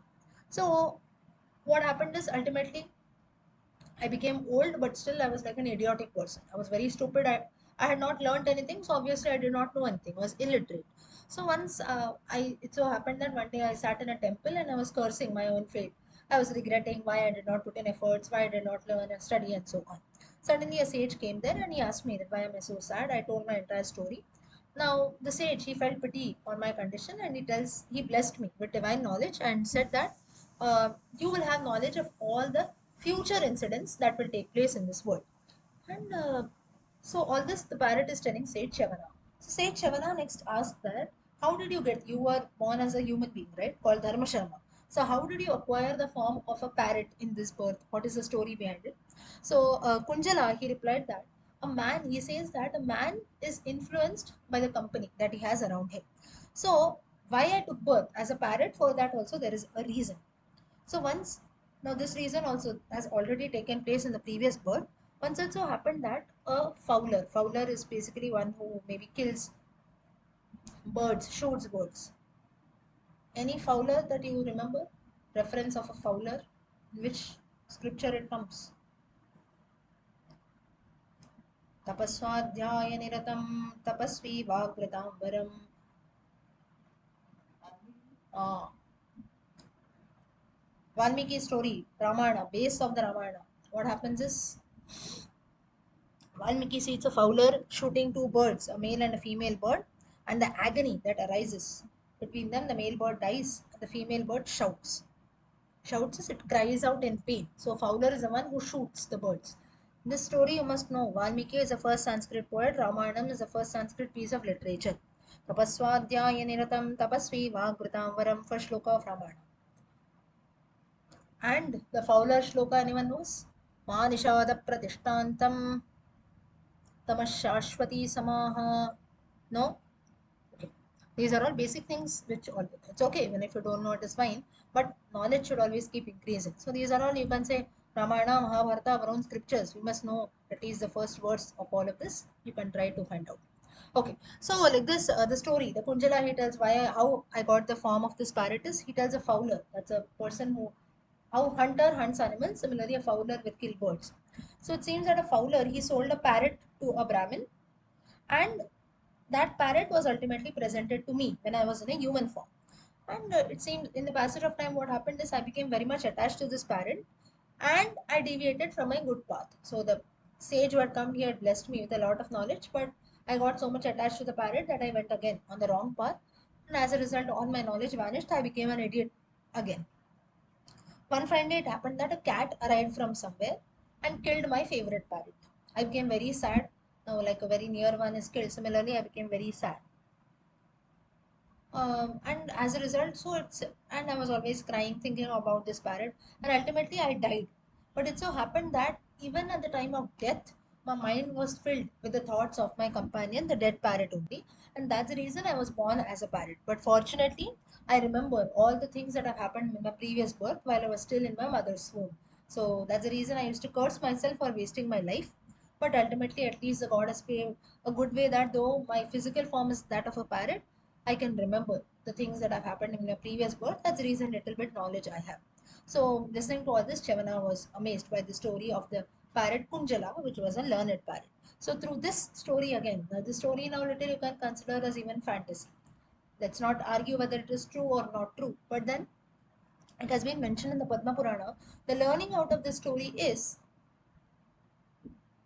looking at the fortunate side of things. That is, if there are 10 things that are happening in our life, there'll surely be something which happens good, or everything happens for a reason, we say, right? Or there's a silver lining, such things we say, silver lining behind every dark cloud, and so on. That is, something has happened, there will surely be some reason behind it. Something good will also take place. Just as here, the Kunjala was born in the form of a parrot, it had the physical form of a parrot. Still, one good thing the Lord had blessed him with was he remembered all the knowledge that he had attained in the previous birth. Next story, this the Bhumi Khanda ends. Next is the Swarga Khanda. Now, the description of a few holy places in Bharatavarsha has been mentioned here. So, Suta. Suta was a Suta from the Srimad Bhagavatam reference also, if you are familiar. Suta, he tells the story to sages, and all the sages, once they ask this person Suta, the sage Suta, that you tell us about the important, prominent places of pilgrimage in Bharatavarsha. Suta starts speaking. He tells that there are 7 mountain ranges in Bharatavarsha: Mahendra, Malaya, Mahindra Parvatam, Malaya Parvatam in the Himalayas, Sayya is the Sahyadris, Shaktiman, Rikshavan, Vindhya, the Vindhya Mountains, and Pariyatra. Now these are all ranges in the Himalayas, Sahyadris, and the Vindhyachalas, Nilgiri Mountains, and so on in today's geography. Then some important rivers of Bharatavarsha are Ganga, Sindhu is today's Indus, Saraswati, Godavari, Narmada, Shatadru, Yamuna, Mahanadi, Varuna, Vidisham, Vipasha. So main rivers as well as some small rivers also.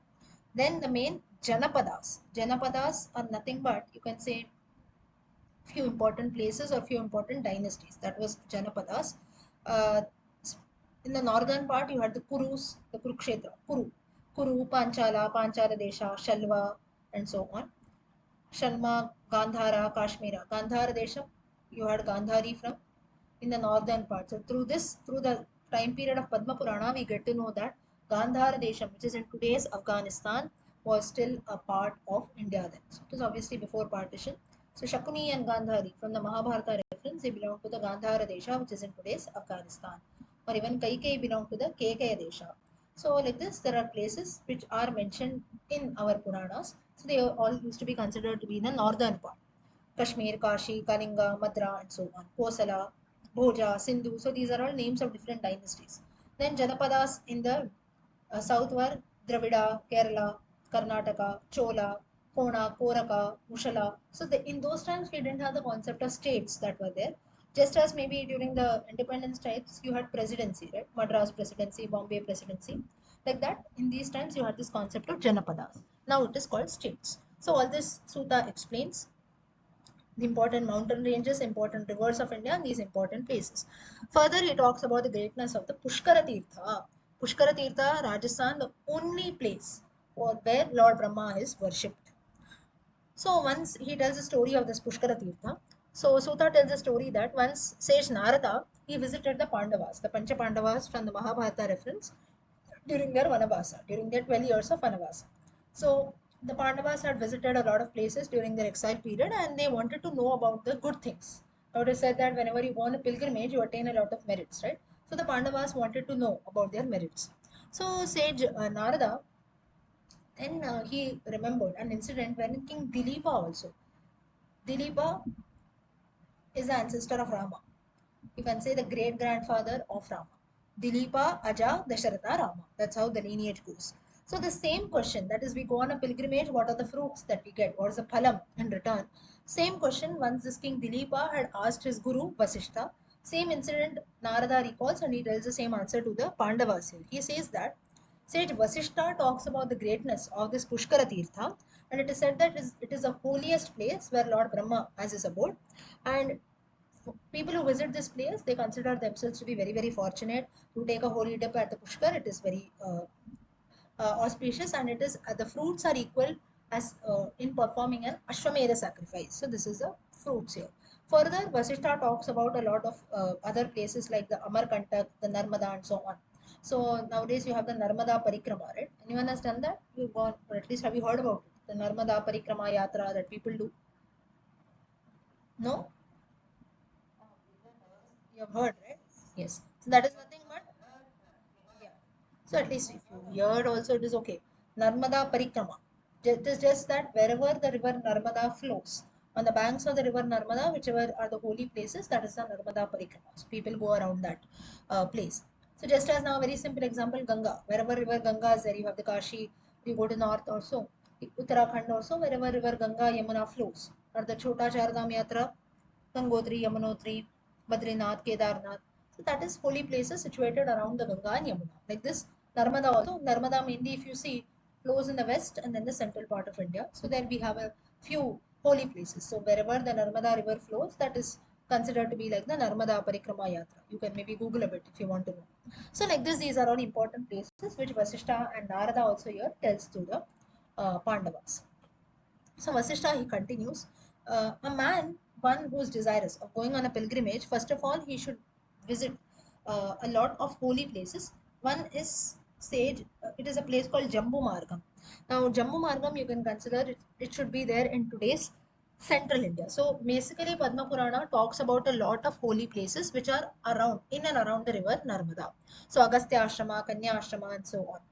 So like this, if you see, it gives you like a guide. Now, if you have to go a place, after this place, next we visit this place. So it's in order. If you ask a guide also, he will guide you, right? From this place, you go to this place. So like this, Vasishtha mentions all these details. And then like this, there are mention of different tirthas, Koti Tirtha, Mahakala temple. Then you have the Bhadravata. It is again a very famous place of pilgrimage related to Lord Shiva. Now, all these names that are there, as per the Puranic references in today's times, it might have happened that these names have changed, or they would have been part of this Narmada Parikrama. If we go on this part, maybe we'll get to know these names. Okay. And then a person who takes a holy dip in the river Narmada, you have to perform Tarpana that we do in praise of our ancestors. All such things are done. Just as we do things on the banks of the river Ganga, a lot of glorification is done on the banks of the river Narmada too. Then Amarkantaka mountain. Amarkantaka is a very, you can say, very popular place of pilgrimage, and it is said that Koti Rudras are Lord Shiva, Koti, thousand, sorry, crore Rudras, it is believed that they dwell in this Amarkantaka mountain.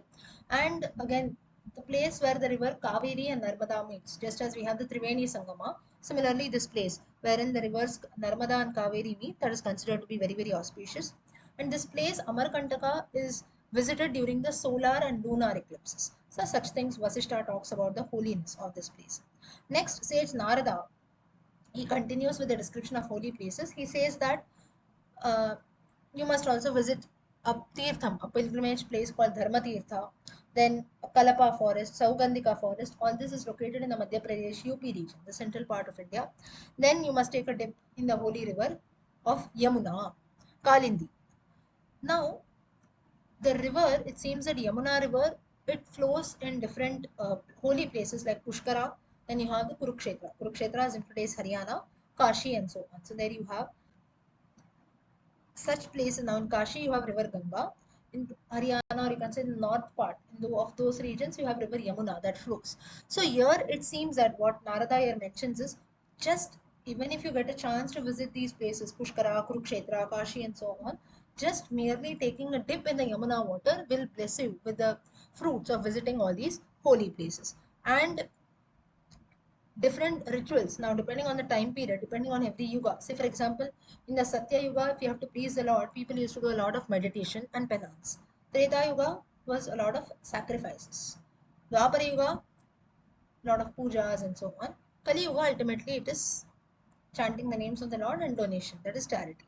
But merely taking a dip in the Ganga, it seems that it will fulfill all these four. You can do all these four together. And which place now, Yamuna, wherever you take a dip, it is very auspicious. But if you take a dip near the place of Mathura maybe, that is considered to be, you can say, very very auspicious, because Mathura was a place wherein Lord Vishnu, Lord Krishna also had spent a major part of his life. So that's the reason Mathura is considered, where you have the river Ganga flowing near Mathura, that is considered to be very very auspicious. Next, you have the mention of Kashi and Gaya. That also has been mentioned. So Yudhishthira asked this question about the significance of Kashi and Gaya. Gaya is a famous place in Bihar where we perform the Gaya Shraddha. So here Narada says that just as Lord Shiva is considered to be supreme among all gods, similarly this place of Kashi is considered to be significant among all other places of pilgrimage. And Kashi should be visited by a person at least once in a lifetime.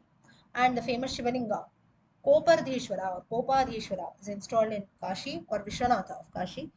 Vishwanatha of Kashi is a Jyotirlinga. Apart from that, you have this Shivalinga, Kopardheshwara, and there is a temple nearby. And here it is believed that all the wishes of man will be fulfilled when he visits this place. And a devotee visits this place, does a lot of meditation and so on, it seems that he will be blessed with the best. So like this, there are different places that are mentioned. Next, you have the mention of Gaya, wherein we do different rituals, that is the Shraddha Karma and so on. And after doing the Shraddha Karma at one's own place, if we go and do the Pindadanam and Tarpanam at Gaya, all the ancestors are liberated. Next, you have the significance of all the 18 Puranas that has been mentioned in the Padma Purana. So just as all other Puranas also, Puranas in them talk generally about Puranas. So each Purana, if you see, will give you a reference of the topic, all the 18 Puranas in general. So Padma Purana also talks about other Puranas. Like this, each of the Puranas will tell you what exactly are Puranas, what each Purana glorifies about, and so on. Same thing is done in the Padma Purana too. So Padma Purana says that all the Puranas are nothing but different ways in which the Lord Vishnu's stories are told. Brahma Purana is said to be the forehead of Lord Hari. Padma Purana is said to be the heart of Lord Hari. Vishnu Purana is said to be the right arm of Sri Hari. So like this, different parts are given. Shiva Purana is said to be the left arm of Sri Hari. Bhagavata is said to be his thigh, it seems. Narada Purana is the navel of the Lord. Markandeya Purana, the right foot of the Lord. Agni Purana, left foot. Now all this I'm recording, you can check in the recordings. Bhavishya Purana, the right knee of the Lord. Brahma Vaivarta Purana, left knee of the Lord. Linga Purana, right ankle. Varaha Purana, left ankle. Skanda Purana, said to be the hair. Vamana Purana, skin. Kurma Purana, back. Why back? Because Kurma Avatara, the Lord in the form of Kurma Avatara, he balanced the entire Mandara mountain. Hence, Matsya Purana, stomach. Garuda Purana, bone marrow. Brahmanda Purana, bone. So through this, all the Puranas are nothing but manifestation of Lord Sri Hari's body only, which is very very sacred. So if you even know merely the names of the 18 Puranas, it is as if you have meditated on the Lord only. So through this, that is each Purana resembling a part of Lord Hari, it tries to show that it's just whenever we remember, when we say the names of the Puranas, they are the representation of different parts of the body of the Lord. Next is, you have the stories of Rama that are being told by Sheshanaga. Sheshanaga narrates the tales of Rama after he returns from Lanka. Sheshanaga on whom? Lakshmana is an avatar of Sheshanaga. Lakshmana and Balarama. So once, again, all the sages, they ask, now from here starts the next Khanda. So Bhumi Khanda, Swarga Khanda, next Khanda 1.4 of the Padma Purana is Patala Khanda. So here again the sages, they request Suta that you tell us something about Sri Rama's return from Lanka. Now please note, all the stories of Rama, Sita and the Ramayana in the Padma Purana is quite different from the original Valmiki Ramayana. So you have little differences here and there. Maybe it might be due to the time period that is there. There's a difference in the time period, so like that the story little would be different. So Suta tells that once Sheshanaga, Shesha he once told a person called Vatsyayana. So Sheshanaga tells that after killing the demon Ravana, Rama returns to Lanka and he appoints Vibhishana as the next king of Lanka. Then he returns to Ayodhya on the Pushpaka Vimana, which Vibhishana had given to him. So along with Sita, Lakshmana, Sugriva, Hanuman, all the other monkeys, Rama returns to Ayodhya. And it seems that from that height, now when you fly in a plane or so, Earth looks very beautiful, right? The scenery is very beautiful. So it seems that Sri Rama was continuously talking about the various places, the beauty of the various places which he could see from that altitude. And as the aircraft was about to enter in the space of Ayodhya, that is the airspace of Ayodhya in the sky, Sri Rama immediately recognized Bharata, who was living at Nandigrama. Bharata had taken a vow that I'm not going to enter the kingdom of Ayodhya till Rama returns back. Hence, he was staying at Nandigrama, which is on the outskirts of Ayodhya. So he led a life of an ascetic, and for that reason, he had become very weak. Now, you can see Kshatriyas, as such, they are physically very strong, right? So they consume very good food, but living a life of an ascetic is just roots, fruits, and so on. So it seemed to Rama that Bharata had grown very weak. So on seeing Bharata, Rama sends Hanuman that you go and tell Bharata about my arrival. Hanuman goes to the hermitage of Bharata, informs that Rama is arriving. Bharata is very happy, and he wants to reward Hanuman for giving such a good news. So Bharata then accompanies Hanuman and goes to meet Sri Rama. And Rama's heart was filled with grief. He felt very sorry to see Bharata, who looked very weak with the Valkala, with the Kaupinam, with Valkala Kaupinam, the things that a hermit wears, those orange color robes and so on. And on the other hand, Bharata, though he was happy on seeing Rama, still he felt very bad and guilty on seeing that 14 years my brother had to live in the forest because of my mother's promise. So Bharata again asked for Rama's forgiveness and said that only because of me you have to go to Vanavasa and I can never be absolved of the sin and so on, he says. Rama consoles him and both of them they meet each other. And Rama tells that all this is destiny. We have to curse no one. So don't speak anything ill about your mother also. Don't feel guilty. It's just all that the it's just destiny that has to take place. Everything happened for the good. And finally what happens is everyone, including Bharata, they board the Pushpaka Vimana because Nandigrama is on the outskirts of Ayodhya. So from there till Ayodhya, Bharata also joins the party. Again, they all go in the Pushpaka Vimana. And it seems that so Sheshanaga is telling all the story.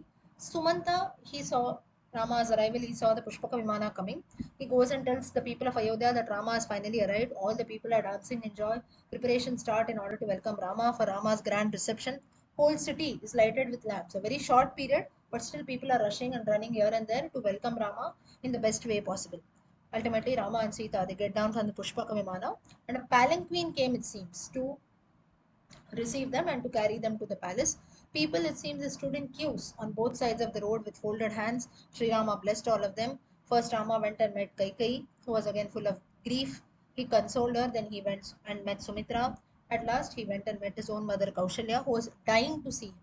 Kaushalya blessed all the three Rama, Sita, Lakshmana. Bharata then said, let's not waste time anymore. He called the royal priest and astrologers, tell us a very auspicious time to coronate Rama. Thus, Rama later, he became the king of Ayodhya. And as usual, Ramarajam, there was just prosperity and peace everywhere. People were totally virtuous and there was no sign of sin at all. So this story that is it just describes about the welcome of Rama once he returned back from Lanka. Next, you have few other stories from the Ramayana, Ravana story, then how the Ashwamedha sacrifice is done by Rama, and so on. So such stories are still there in the Padma Purana. Today, time is up. We will stop here.